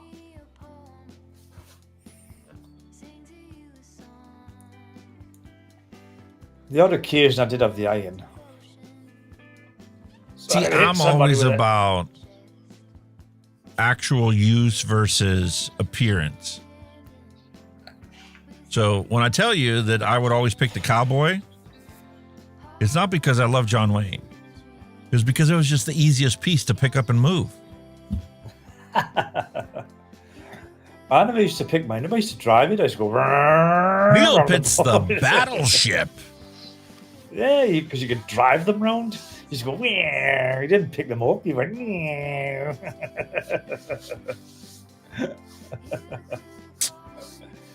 There's a football game being played every week until February. Yes. Oh yes. I never got like that. Oh, I still do. Love the football season. Due to start very soon. When I get bored, I call Best Western Hotels and then say, Best Western. What? I see. Oh, they say Best Western. Read the fucking words that are in front of you, doofus. So I say, High Noon with Gary Cooper and hang up. High Noon with Gary Cooper, fucking hell. That's a classic. What's your favorite Western? I've got a few. I like True Grit. John Wayne. Yeah, that's a good one. The Alamo. I like the trio.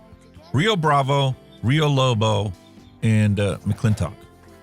Although McClintock wasn't the trio in that. I like some of the older ones, but I couldn't really name them because like they're more like when my dad watching. My dad watches old Western movies, and they're pretty good. I mean, was Cary Grant in one of them? I can't remember. Just some famous actor was in them. But I'll tell you what I liked as well. Oh, what was it? Tombstone with oh, come on, the more modern one. It had. I don't know. Come on, it had Kurt Russell. Kurt Russell was he Doc Holliday? Kurt Russell. Was it Val Kilmer in it? That was brilliant. That was a good film. Tombstone. John Wayne the Cowboys is Mallory's choice. It was the one where he had all those young kids because nobody would work for him. I liked him in a lot. What was that one where he had the patch? He had a patch. That was a good one. What the hell was that called again? He had the patch on his eye. Was it McGuire? Was it? It wasn't McClintock. That's the third one. That's the actual third one of the trio. Rio Bravo, Rio Lobo, and El Dorado. Roster. That was it. Roster. That's the one when he was in patch. Rooster Cogburn. Rooster. That's it. Yeah, that's the one. Yeah, he had a patch on that one. 7 Brides for 7 Brothers. Fucking legendary film. Takagawa reminds us that there are different breeds for meat and different breeds for milk. Yeah, that was me thinking behind it. Am I a Steelers or an Eagles fan? I quit being a football fan when the Browns got sold to Baltimore.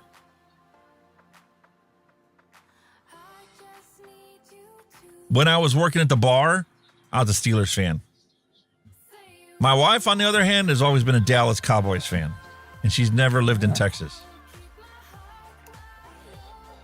But I thought you were more of an ice hockey guy, weren't you? You like the ice hockey, don't you? I prefer hockey, yes, over football. Yeah. What about baseball? Are you a baseball man? Yeah, I like watching baseball games. But it's something I've only done a couple times. It's called rounders over here.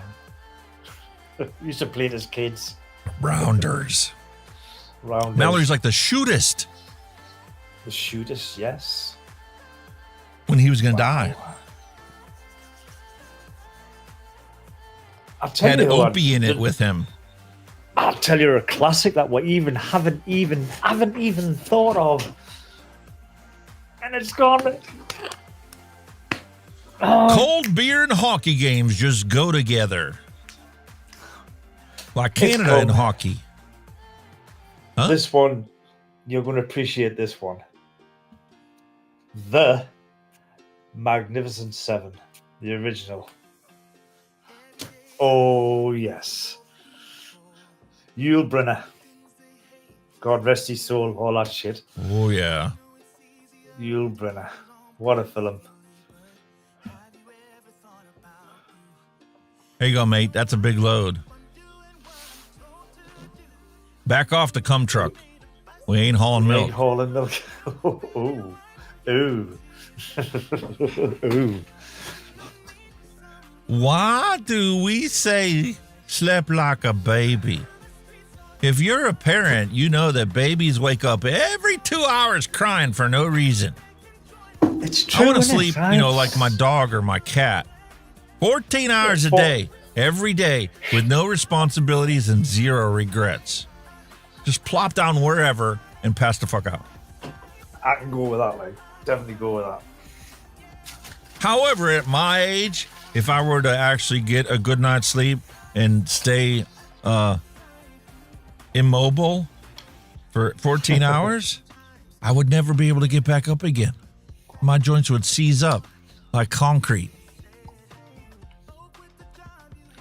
Yeah, no, you move when you sleep anywhere. Yeah, sometimes, depending on how tired you are. Now entering Wisconsin, please watch out for cows, deer, and FIBs. What? Huh? The fuck's that?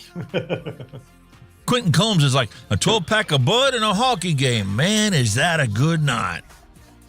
Oh, yeah. No bud here. They can keep that library shit. Pisswasser. Bud. Tons of Anarchy. Movie mashup. Is, right? Sequel coming next week. Certainly is. Crap machine face hugger. CPAP machine face hugger, not crap machine. Nobody wants to breathe crap all night. That's creepy. Imagine what the room seems to be alarm. Shit. What the fuck? I could see my son doing that. Oh, hell no. Did you rid the raccoon that was eating our trash? Why would I get rid of the Guardian of the Galaxy? That's cool. That's brilliant. That's my brother-in-law right there. He'll take in any animal. Doesn't matter how wild they're supposed to be. That's good thinking, that, though. The Guardian of the Galaxy. Here we have the pentagon, the hexagon, the octagon, and the coffee-gon. That's probably what you see a lot, mate. The coffee gone. Every time I think I have all my ducks in a row, one of them fuckers runs off and just waddles away. Yep. Why are guitars shaped this way and not this way? Because women like to play guitars too. Fair enough. I get that. I don't know about you, but I ain't crossing this road to get to the other side. Oh, hell no.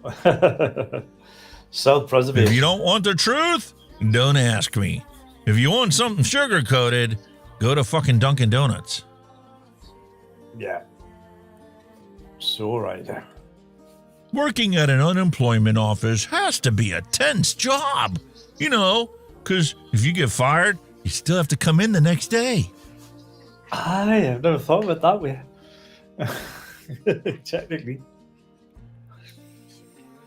Life hack number 547. Is your vehicle in bad shape and you need a new one? All you got to do to get yourself a new vehicle is rub some weed on the frame, the interior, the engine bay, and any other place in the car, especially if it's a compartment where you possibly can. Then go drive through any canine checkpoint. They'll destroy your truck, tearing it down to the very frame, only to find nothing. And then you go file a claim, and boom, you got yourself a brand new truck. Good thinking. Yeah. Job done.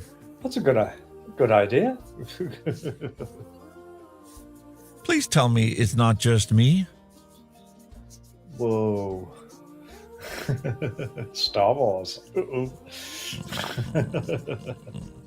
Sorry, I know better. That's a shipping port. Exactly. Which little nutcase are you today? Thinking about cheese? Chronically overwhelmed?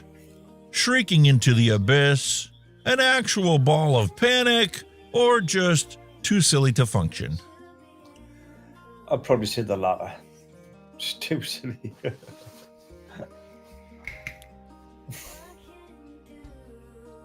I think I'm thinking about cheese. Ever since I saw that burger. Meanwhile, this is also us. Or at least it is me. Well, I'm still going for coffee. I don't care if we got 36 inches of rain. Turned to snow. We're good. We're going. I'm out of coffee. I'm going to get some.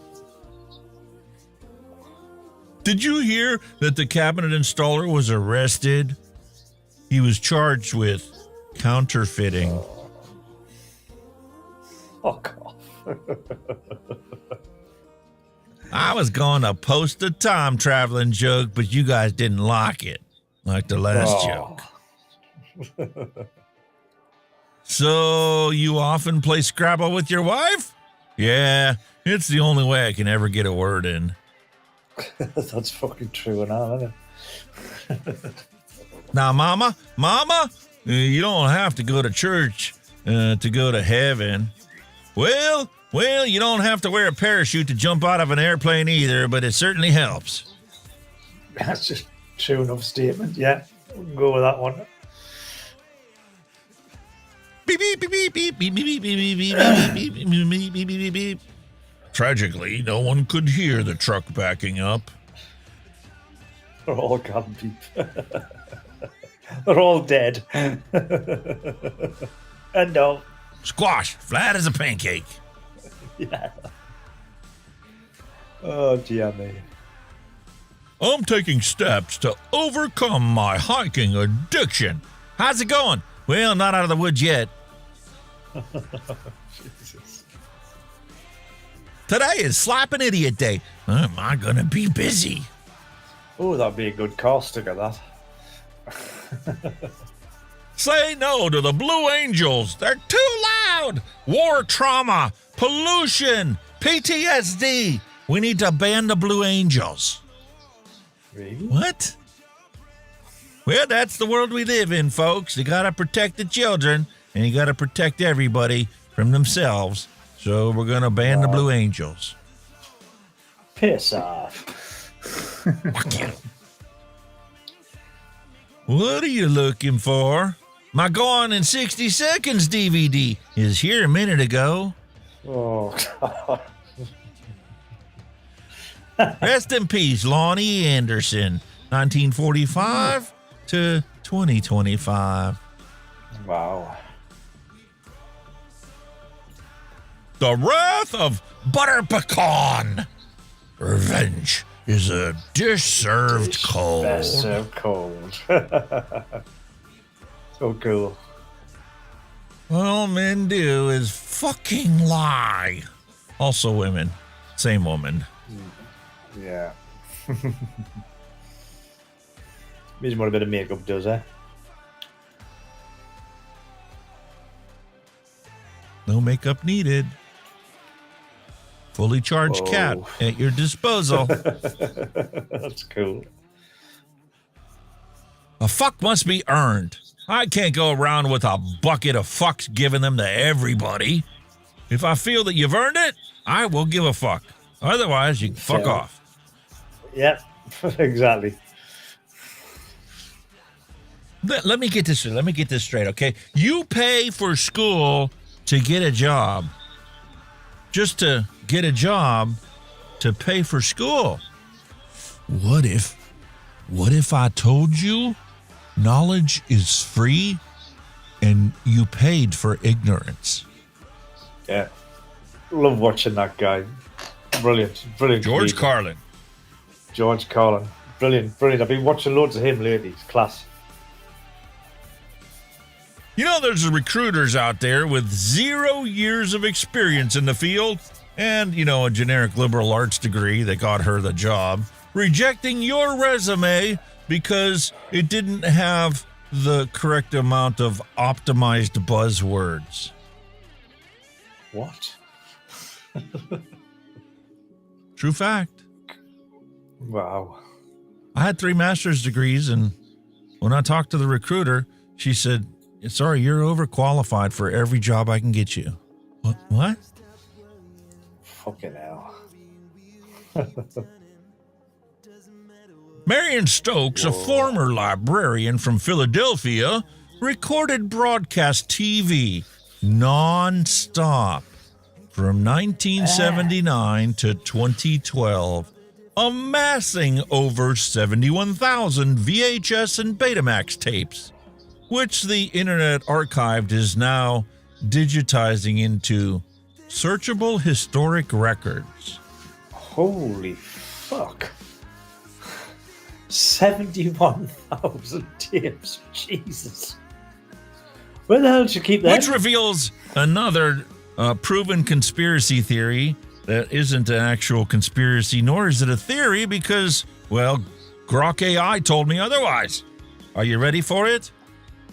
The FDA has so many paperwork applications and forms and replies and rebuttals that in order to digitize them all at the current rate of possibility in the machines that we have available to us, it is estimated to take 71,000 years to digitize all the records of the FDA and make them searchable by AI. To improve humanity and make medicine affordable and more effective. That's probably never going to happen, then, is it? Negative, Ghost Rider. The pattern is full.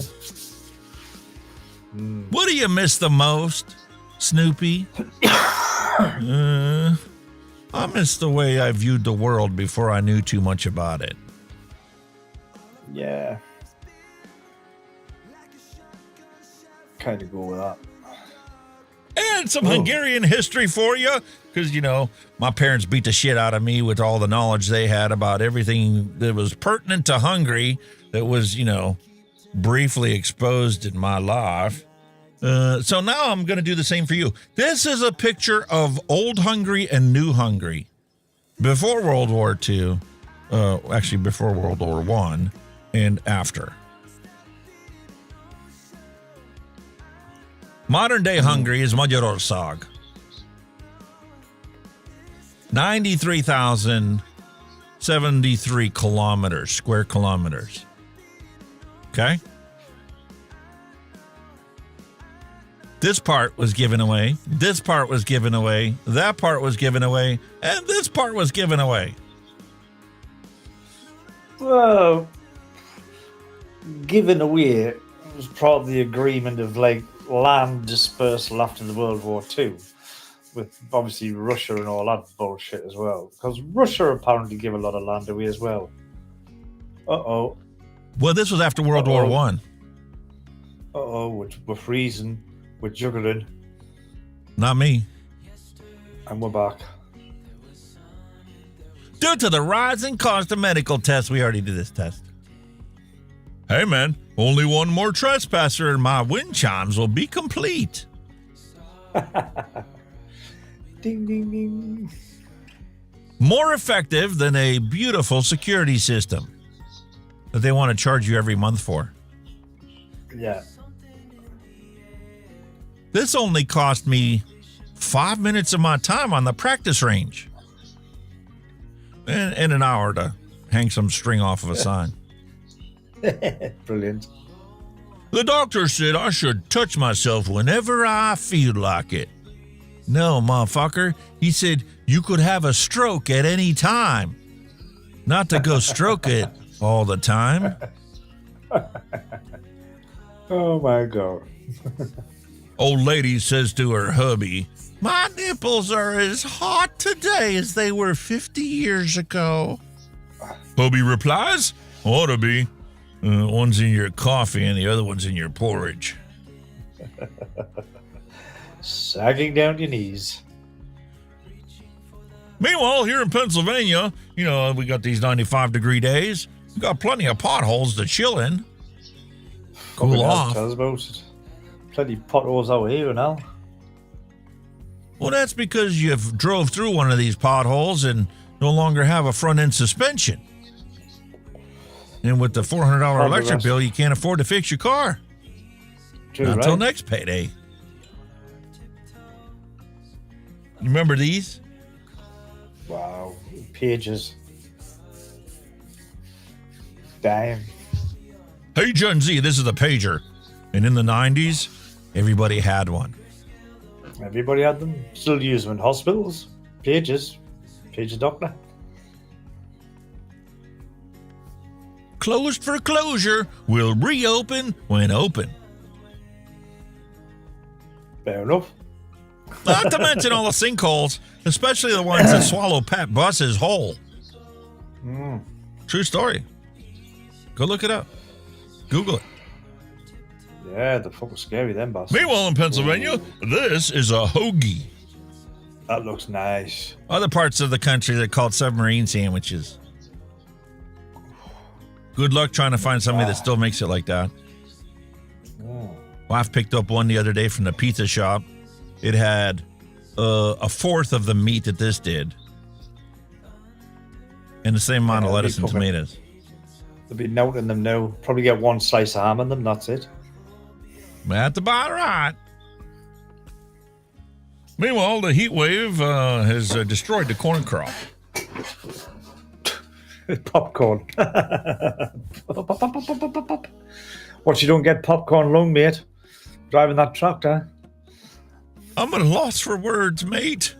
Boy who had sex with his teacher tells jury it's every lad's fantasy. Okay. I had sex with my English teacher when I was in school. I told my dad when I got home, and he offered to buy me a new bike as a congratulations present.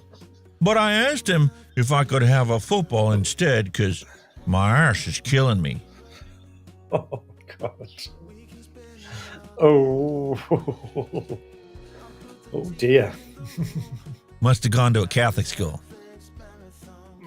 Possibly. I was asked for sex today. All right.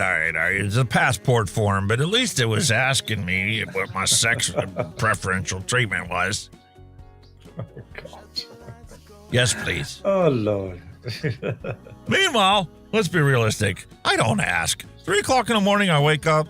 The lady hasn't had any in a while. I like to please her. Exactly.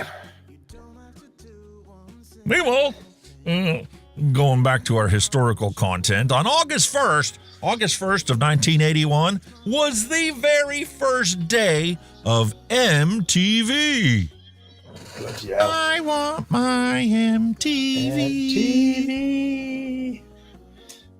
And as commemorative to that, we're going to run through the very first 50 videos played on MTV. Obviously, we all know the very first one, Video Killed the Radio Star by the Buggles. Video killed the radio star. Video killed the radio star. In my mind. Number 2 is You Better Run by Pat Benatar. Yeah. Oh, Number 3 God, was She Won't Dance With Me, Rod Stewart.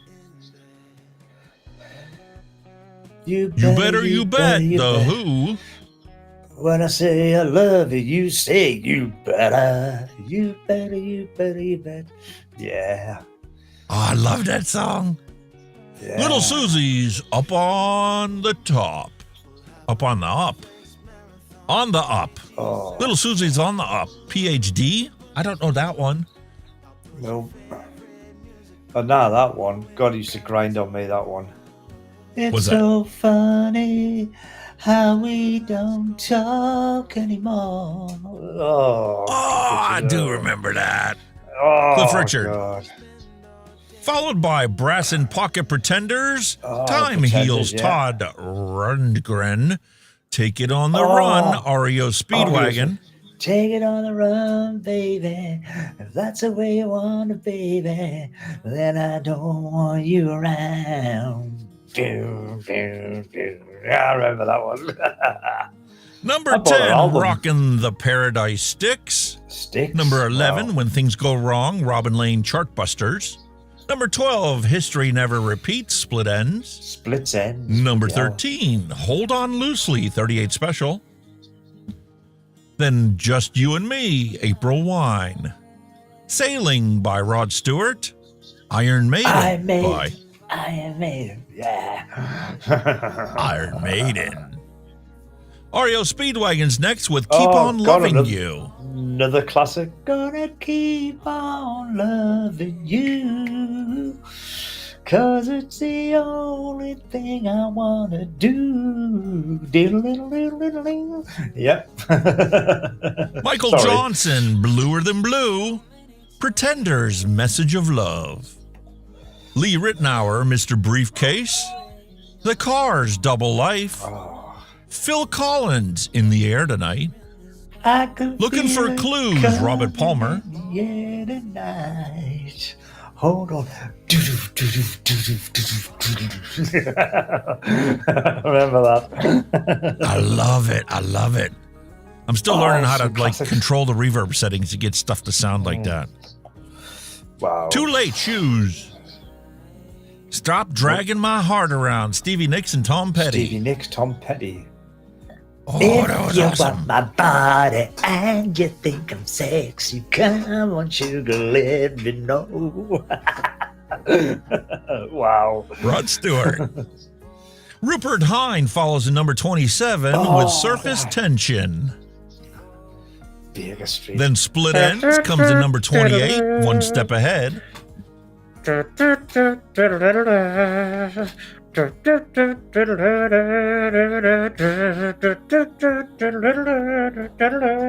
What a sax solo that is. Class.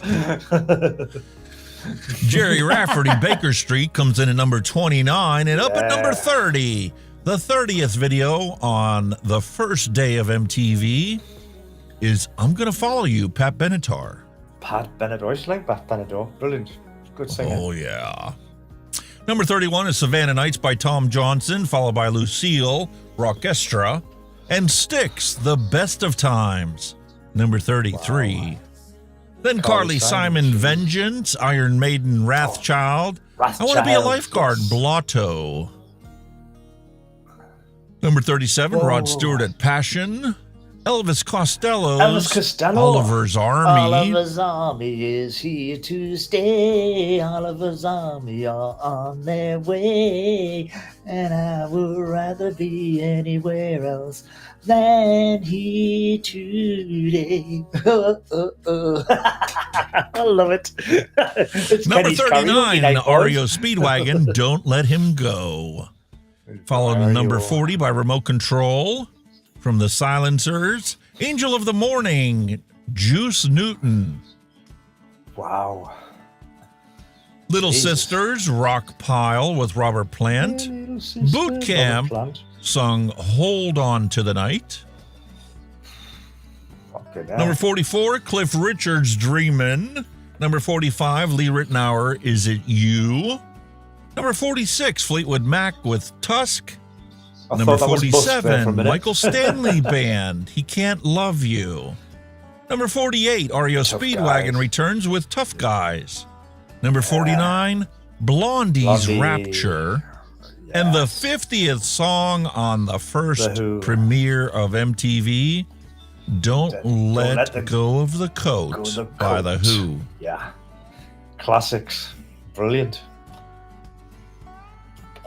Amazing how many of them come back to your memory just like... Oh, bang, straight away. Like yesterday. You haven't heard them in 10, 20 years, and it's just like... Yep. Boom, got it.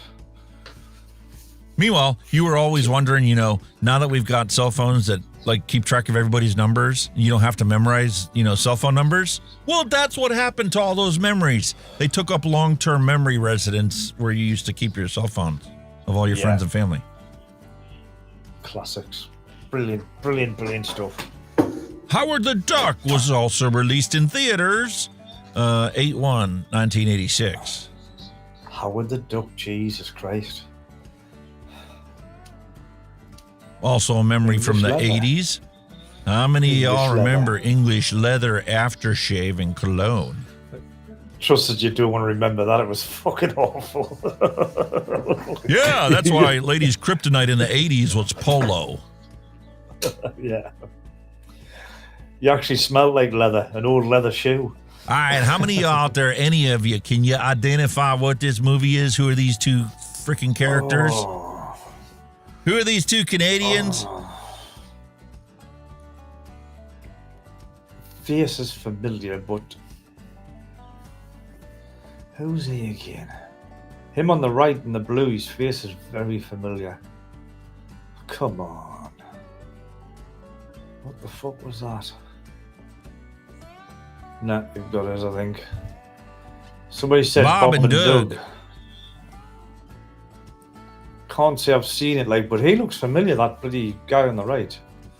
What if he's been in the stuff? These two posers from Canada decided they were going to get smart and get a free case of beer, so they put a mouse in a beer bottle and went to go see the beer factory to complain. Right. And then it turns out that there was an evil guy trying to take over the world, and his headquarters was the beer manufacturer. Bob and Doug McKenzie, isn't it? Yes, it is. Bob and Doug McKenzie, Jesus. Never seen it, I'm afraid. But he looks familiar. So he ended up getting trapped inside of a vat full of beer, and they thought that he was going to be dead because they drowned him in a vat of beer. Except, he's a good old Canadian hoser, and he just drank all the beer. Get in. And then the plant caught on fire, and he just put it out because he had to take a piss and pissed out all that beer. That would be one long fucking piss. Yeah, they were very short-lived. But it was still a funny movie. Kind of cheesy, kind of funny. It was that kind of border between the two. It was like, it's not really a B movie, but it was all right. It was an entertaining thing. It's kind of like Office Space. You ever watched Office Space? Excuse me, have you seen my stapler? Nope. Hey, I found it! Over yonder lane. God. In Tennessee. Over there.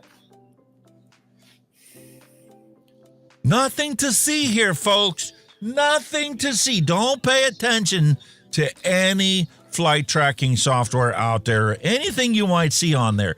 This is perfectly normal for airplanes to fly in that pattern. Really? I wonder who they're watching. 1, 2, 3, 4, 5. Quite a few circular motions in there. Maybe they're not watching. Maybe they're giving Wilkes Barre a present. Possibly. Maybe Scranton, Pennsylvania hasn't had enough rain this year. All right. Nothing to see here. Don't be alarmed if you see this. What time? 6. Okay. Speaking of burgers. Whoa. Where do you that's start? a supersized burger. It only That's a costs you burger, huh? $125 from Five Guys. And if you can eat the whole thing all by yourself, it's free. I would have a good go, like, but I don't know if I'd do it. It'll sure be tasty coming from Five Guys, though. But man, have they gotten expensive. Meanwhile, it's 4 a.m. in 1998, and you just turned on the TV because you couldn't sleep. Okay. Can't say I've ever seen that, like, but... Instant millionaire. First, he went around to a bunch of dance halls and clubs and, got a bunch of girls drunker than they planned on getting. And then he got them to sign a waiver and, shoot a little video. Jesus. Some things are better left unsaid, which I generally realize usually right after I say it. That's it, like, too late. Teach your children not to chase waterfalls. Chase waterfalls, not Wi-Fi. I'm sorry, but TLC said don't do that. Don't go chasing waterfalls. Why not? David Bowie. How about this song? You remember this song? You're a hard habit to break, yeah. Found someone else, now you're leaving. You definitely know this one. Oh, Jane's got a gun. Fucking hell. Oh, there. You're going right into the classic era here, matey. Hell. It seems like everything back in the 70s revolved around the disappearance of things in the Bermuda Triangle. Yeah, it was big in its day. Ooh, how come nobody talks about that nowadays? Makes you wonder, doesn't it? Especially because I was in the Bermuda Triangle when we went on our cruise last time, and I'll be going back there. Yeah, like where's all February. Where's all these good researchers and scientists that say we're going to go into the Bermuda Triangle and see what's going on? Nobody. Nothing came of it. Nothing came of it. Joke of the month. Here we go. Ready? A man checked into a hotel. There was a computer in his room, so he decided to send a mail to his wife. He accidentally typed the wrong email address, and without realizing, he sent the mail to a widow who had just returned from her husband's funeral. The widow decided to check her email and expected condolence messages from relatives and friends and people she never even heard of before. They might have known her old man. So after reading the first message, she fainted. The son rushed into the room, found his mother on the floor, and saw the computer screen which read, "To my loving wife, I know you're surprised to hear from me. They have computers here, and we are allowed to send me emails to loved ones. I've just checked in. How you and the kids doing? The place is really nice, but I'm kind of lonely here without you. I've made necessary arrangements for your arrival tomorrow. Expecting you shortly, darling. I can't wait to see you." Oh, Jesus. Oh! Talk about a message from beyond the grave. Jesus. Hello, Poison Control? I think I just drank some decaf. What do I do? Oh, that's no good. Don't have decaf. Hell no. Hello, Poison Control? I just vaped some 0 milligram. What am I going to do? I'll tell you what you're going to do. Put some 3 in it. Finally! Clothes for drunk people. Alcoholics got to have a store, too. Oh, God, really? A lamb stuffed inside of a pig, stuffed inside of a cow, because you don't want friends with the salad. Holy shit. That's like the new Thanksgiving tradition that's been picking up, the turducken. Whoa. Take a duck and you That's put it nice when inside a it's cooked. turkey. I bet it's nice when it's cooked, like all that. 3 meats. It'll take you about a week to cook it. Mm. You know, I don't think we get smarter with age. I think we just run out of stupid shit to do. I don't necessarily agree with that. I think sometimes we get worse. When you get a pregnancy test from the dollar store and it likes to keep it real, you good. Keep fucking. I like that. Congratulations to Jennifer on winning a car from a hot dog eating competition. Perhaps it was the wrong choice of vehicle to award the winner. Especially when she's bigger than the vehicle. Nah, man. She'll be fine. All she got to do is hang on for a little bit, wait 2 years, and she'll be able to drive that vehicle, brand new vehicle, for free. All she got to do is get on My 700-Pound Life and go see Dr. Nazardin. That's going to tell her she needs to deliver herself to a 1,200 calorie a day diet and start exercising. And then after she loses 150 pounds, maybe 200 pounds, then Dr. Nazardin does the, the surgery. At which time she's got another 1.5 to 2 years before she loses enough weight to get skin surgery so that she could fit in the vehicle. Shit. Or you can just sell it. Buy a couple pizzas? Yep.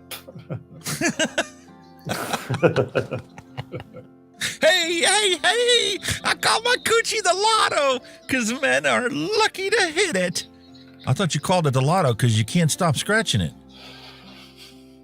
Jesus. Meanwhile, Nicoderm CQ, $72 because they really want us to quit smoking, to improve our health. We really need to start banning fire before someone gets hurt. That shit's dangerous. Ooh. We got to protect the children. Said 4 men who are sitting lovely and warm in front of it. Yeah, right. We are drowning in misinformation while starving for a bit of wisdom. Very true. And have the attention span to miss it when it happens. Yep.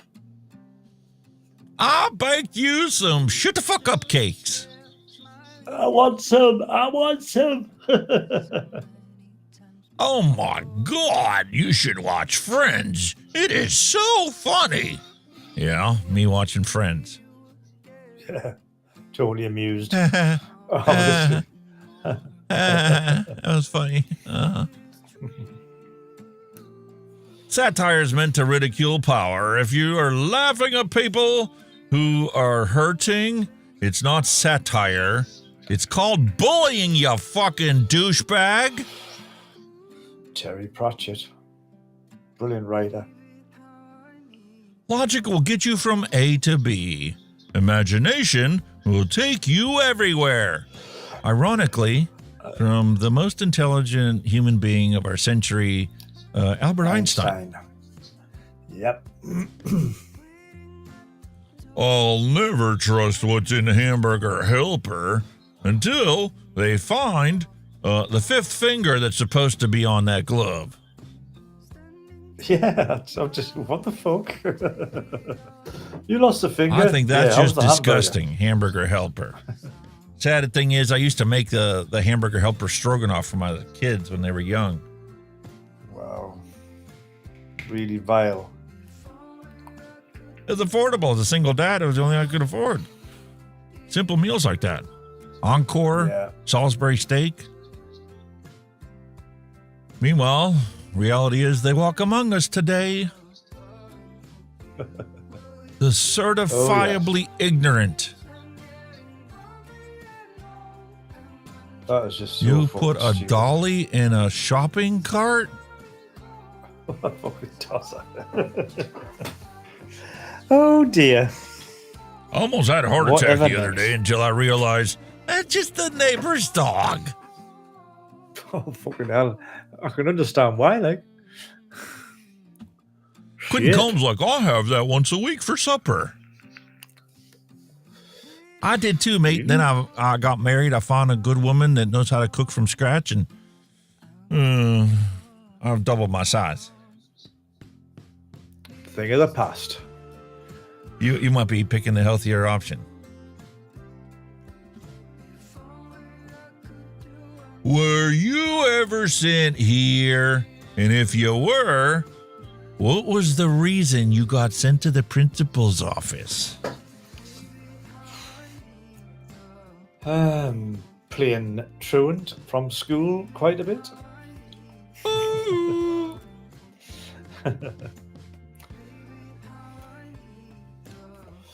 Possibly arguing with the teacher the odd occasion. Dusty Country Road is snickering right now saying, a lot. Oh, is there a lot? Take your pick of the reasons I could have been there. I probably done it. Mm-hmm. Me, myself, I was a goody two-shoes when I was growing up as a kid, so the only time I ended up in the principal's office was the one time I come running out of the auditorium from practicing, you know, the little choir group I was with, and I was so excited to get to my next class where I was actually going to the library to edit a video that I was making for 4 teachers that were retiring that year that hit my head off the doorway because there was 2 steps coming down at the top of the auditorium to the doorway, and I went right on the floor. And because, you know, you were a snot-nosed kid, teenager at the time, I didn't want to, you know, make that moment last any longer than possible, so I quickly got up and put my hand to my head going, I'll be all right, let's give to the next class. I got about 6 feet away from the door before the people behind me said, dude, you're still bleeding. Maybe you ought to go to the principal's office. So I did. Shit. And that's what the scar up here is for him. Dang. It's also the reason Over-enthusiastic. I tell you what I think, because that brain injury never healed right. In the frontal lobe of your brain is where you have self-control, and I can't help but tell the truth. Sorry. Nothing. Never wrong been the with same since. There you go. You can sing this one. Oh, hang on. I've been through the desert on a horse with no name. It's Frank and you okay. It's Frank and you fucking know it. But I still got you to sing it. Yeah, I did. You can't drug people into being more healthy. Hello. That's why we got the Maha movement. Giving a brand new facade into thinking the government's going to look out for us. No. Meanwhile, there we are. You know, next time they ban this or ban that or tell us you can't do something, well, we'll come up with a new and amazing way to do what we were doing before, just no longer covered by the laws that they pass. You can't be in violation of a magazine ban if you don't have a magazine. Well, you just have a backpack full of ammo. Even better. Kind of like when they banned nicotine, so they came out with synthetic nicotine. Yeah. Then they wanted to ban that, so they came out with a molecular change synthetic nicotine that isn't nicotine. It's actually a B vitamin. Yeah. And thank God I've got a lifetime supply of the, freebase stuff, so I'll never have to worry about that other stuff. And then they said, fuck it, let's just legalize cannabis. Meanwhile, 3 a.m. last night, this is what apparently my blanket looked like when I tried to find it and cover up. What the fuck?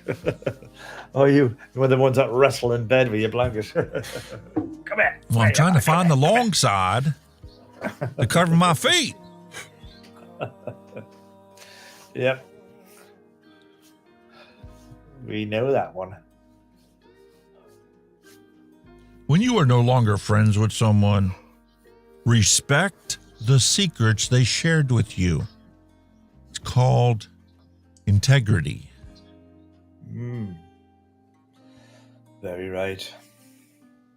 Might also have something to do with the fact that they know your skeleton's in the closet too.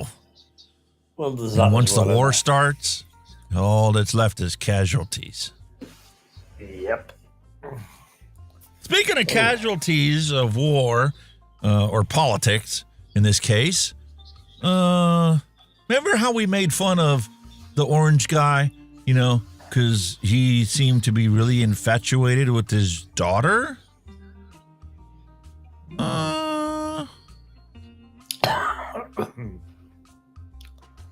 That's his press secretary. Oh. See the resemblance?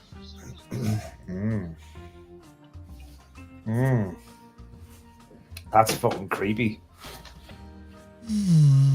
But you know what? She's in good company, mate.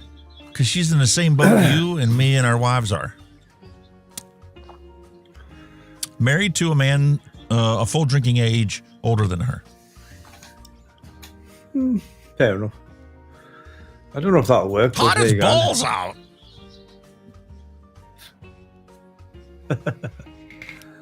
I don't know if that'll work or not. Everyone in the left lane has seen Final Destination. Could you get behind that truck? Hell no. And that wraps up our dad jokes for today. I would say try having one.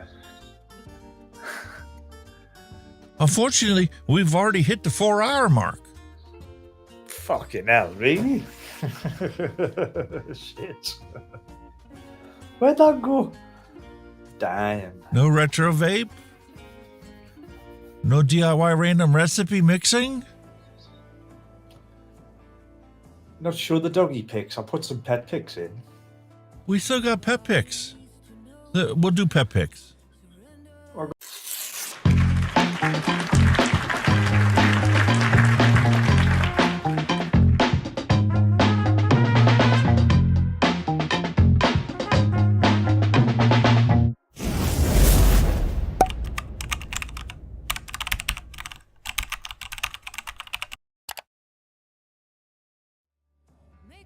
Well, folks, I'd show you my doggies, but they abandoned me because the wife's off today, so they're all snuggling on their sofa downstairs. Yeah, so they'll be with Mummy. We're going to go and take a look at Takagawa's beautiful cat. Oh. Listen, in order for my dog to sit in that position, to be a little E.T., I have to hold her fat ass up. But you got a cat that sits like a human, and she's gorgeous. Oh. Might sit on a chair. He's got his fat ass hanging out, but, you know. Coming from somebody who's allergic to cats. It was my nemesis when I worked in the ambulance. I'd walk in the door, I'd get 6 feet inside, and I'd go, "You got cats, don't you?" "Yeah." Right, I'm out of here. Sorry. You're going to die. No. I did the right thing. I kept Benadryl in my pockets. Not good. And the most contributor to the pet show this week was Kenny the Vape Heed. Yeah. With his little monster. That's what he used to do. He used to go pink. Even though he shouldn't be sunbathing, he used to lie there until he went pink. I'll kid you not. Wow. He was a little bugger. That is Check the most out that. adorable dog pic I think I've ever seen. That was my camera skills for that one, my friend. Loads of blurry background and that. Yeah. He's a beaut. So what kind of a blend is he? You know? He's a Staffordshire, full-blown Staffordshire Terrier. Oh. It's a Staffordshire Bull Terrier. That's nice. the breed that's the breed that's mostly over here. Staffy. Call them Staffies for short. Nice. You'll see. I mean, no. Hanging out with your mate. Hanging out with my mate.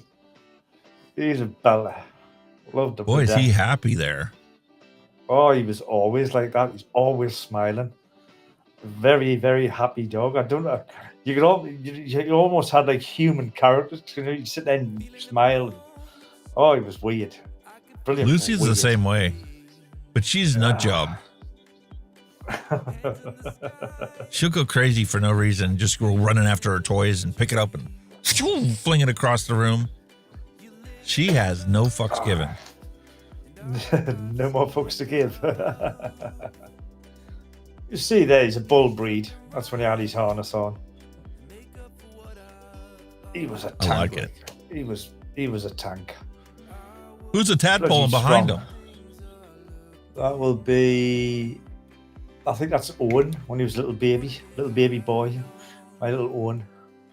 Wow. God almighty, Jesus. He was only a boy, little baby then. He's bringing 16 now and left school. He's bigger than me. What? Cool. There you see, always smiling. That's all you say. Like a little baby. He was. Loved his comfort. Absolutely loved it. Awesome, matey. Proper little softy. Loved it. Proper little softy. Loved it. Proper little softy. Soft as shite. Best I know you'll know. Yeah, I know you.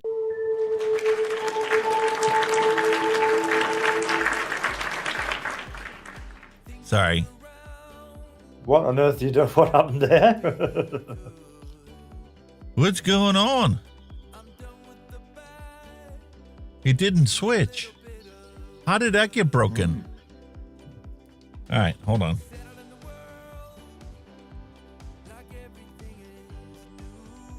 Oh, I don't know why it didn't switch. They abandoned me, dude. Mama. Yeah, because I was sitting with Mama. You know who their favourite one is, don't you? Mama. Yeah, ain't me. Yeah. I love it. Ah, bless them. They know where they're more comfortable, like most dogs. Just going, that's the best seat in the house. I'm going over there. Thank you very much. Much as I like it, Pops, but Mama's sitting there. Sorry. I'm going on the couch. Love it, love it, love it. So, check if doggy scene worked. It completed successfully, but it didn't switch the scene. Oh. I don't know why. God. Just don't talk to me about bugs. Sick of bugs. Had enough bugs Is to it last quite a while connected for to now. that OBS? No. That's the problem. Ah. I see. Connecting.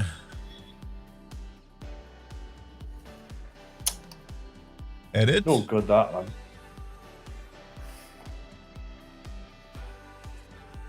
Let me check.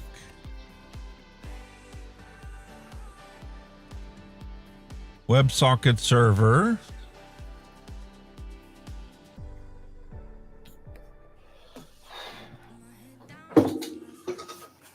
Windows is taking over the world. Port number's right. Is the IP address wrong? That might be the issue. So what's your agenda for the rest of the week, mate? Work, mate. Work tomorrow. I think we've got a few yard duties on at the moment. Just maintaining some of the vehicles, cleaning, that kind of shit. They're in the process of respraying one, and I got a shit job. But the stuff we use is fantastic. You know when you've got the livery on the side of your vehicle, you know, the stickers, the signs, you know, your company name, blah blah blah. Yeah. You've got to remove that, and they've got this. I mean, this stuff. It's potent. Like I was high as a kite using it. I mean, I should have been in a more ventilated area, but it's like just remove it and get the glue off the sticker. It's fantastic stuff, but boy almighty, just strong. A tedious job, but it's somebody's got to do it, so I didn't mind doing it. Yeah, the wifey's off today, so she's just chilling while we have the show. She actually thought about going to visit my mother in Cleveland for the day just to, be nice and have something to do during the show. But then she's like, you know what? I actually need to take my day off and actually, be off, relax, chill, watch some TV, and just not worry about anything. So that's awesome that she did that.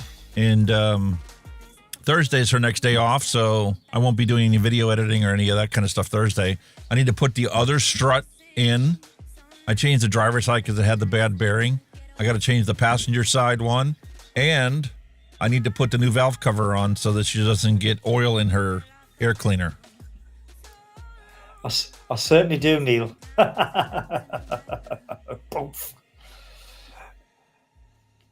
Unfortunately, I do hit all the potholes while driving that bus. Unfortunately, I do have a funeral to go to next Monday. Me uncle I'm Dougie sorry, mate.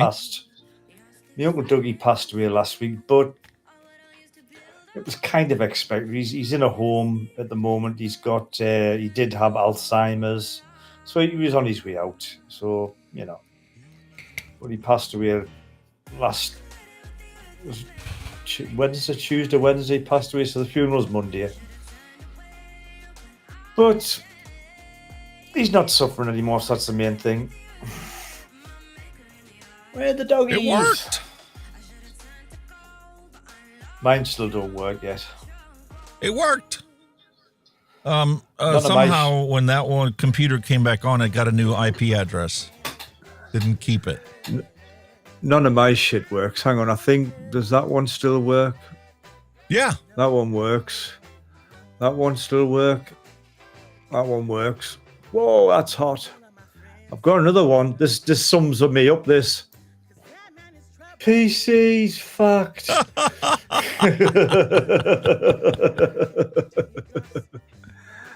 That's almost as good as our blue screen of death.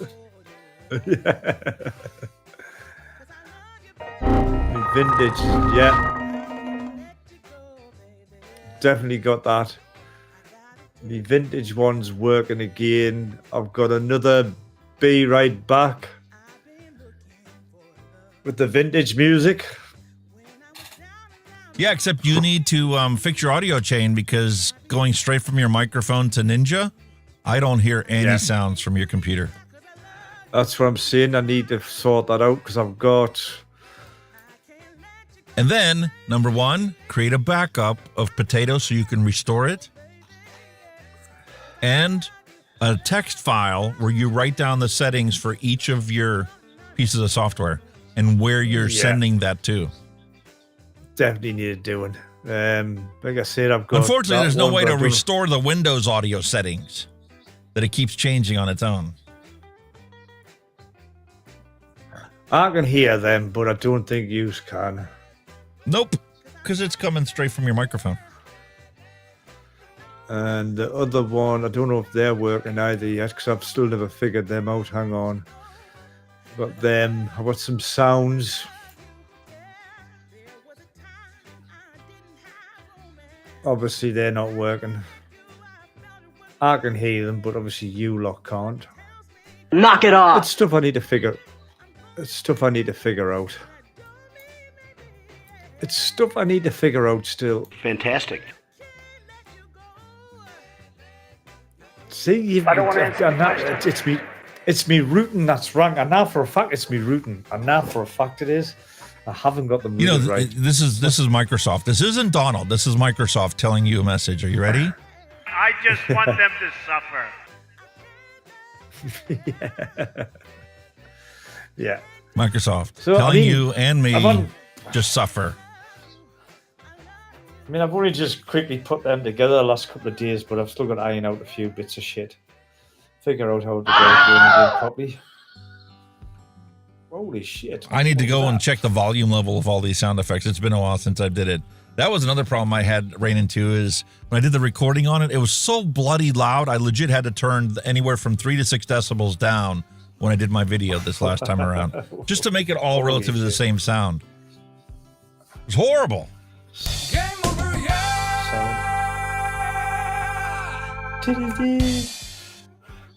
That's a radio jingle.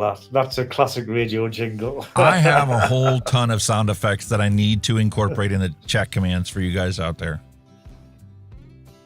I think people got tired of all of our special effects and stuff. They quit typing those commands in the chat. Yeah, just bring some new ones out, man. Yeah, vary them about. Sure, we can find some it. Caffeine will kill you! Certainly will. We can always bring some new No shit smoking. around, man. There's the no smoking command. We haven't done that one in a while. Oh, I'm doing that one. Caffeine will kill you! We've got that one.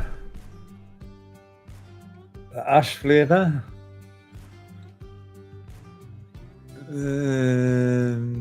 Fake news. Fake not real. Keep on vaping. Let's keep on vaping like our lives depend on it, because they kind of do. Yeah, the docs are working. They're still. Yeah, they're if you ever doing want to know what okay. the song is that's playing in the background, Fake. I don't think this is real. Got that one right. Sorry. Got ya. if you just want to be a Song dick, you can info. just type a random animal sound. Random. Oh. Bats. Bats. Animal. I literally have no clue what it's going to play. And there's like 200 different animal sounds that it can play. And it just randomly picks them. Fair enough.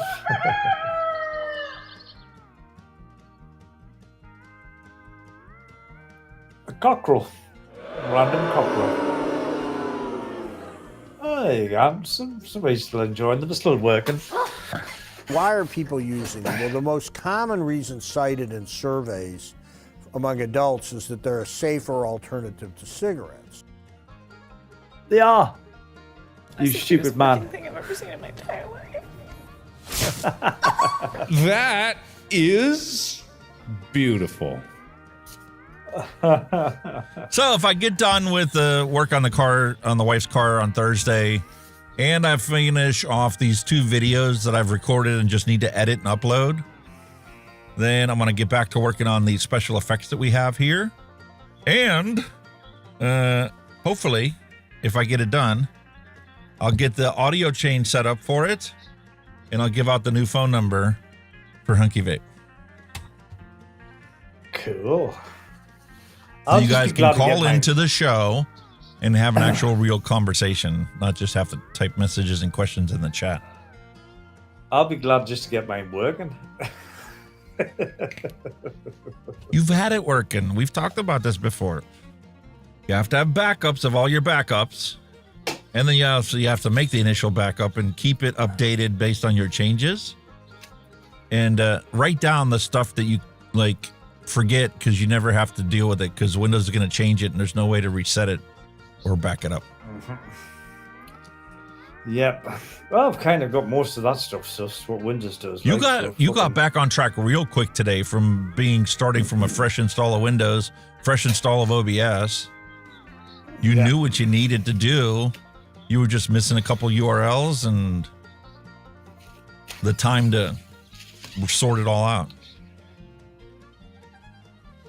Because it's stuff you can't. Some of the stuff you can't do unless you're actually live with somebody, or you can't do it because you don't know if anything's working or not. So you're like, hey, that was taking me back to the first day when I was first trying to use Ninja to replace Zoom. I legit took the other computer and I set up a connection that was imitating you, and I put a webcam on me from the sideways, and that's how I knew that it was coming from that computer. And then I had my normal OBS here, and that's how I added your Ninja stuff to all the scenes. all right.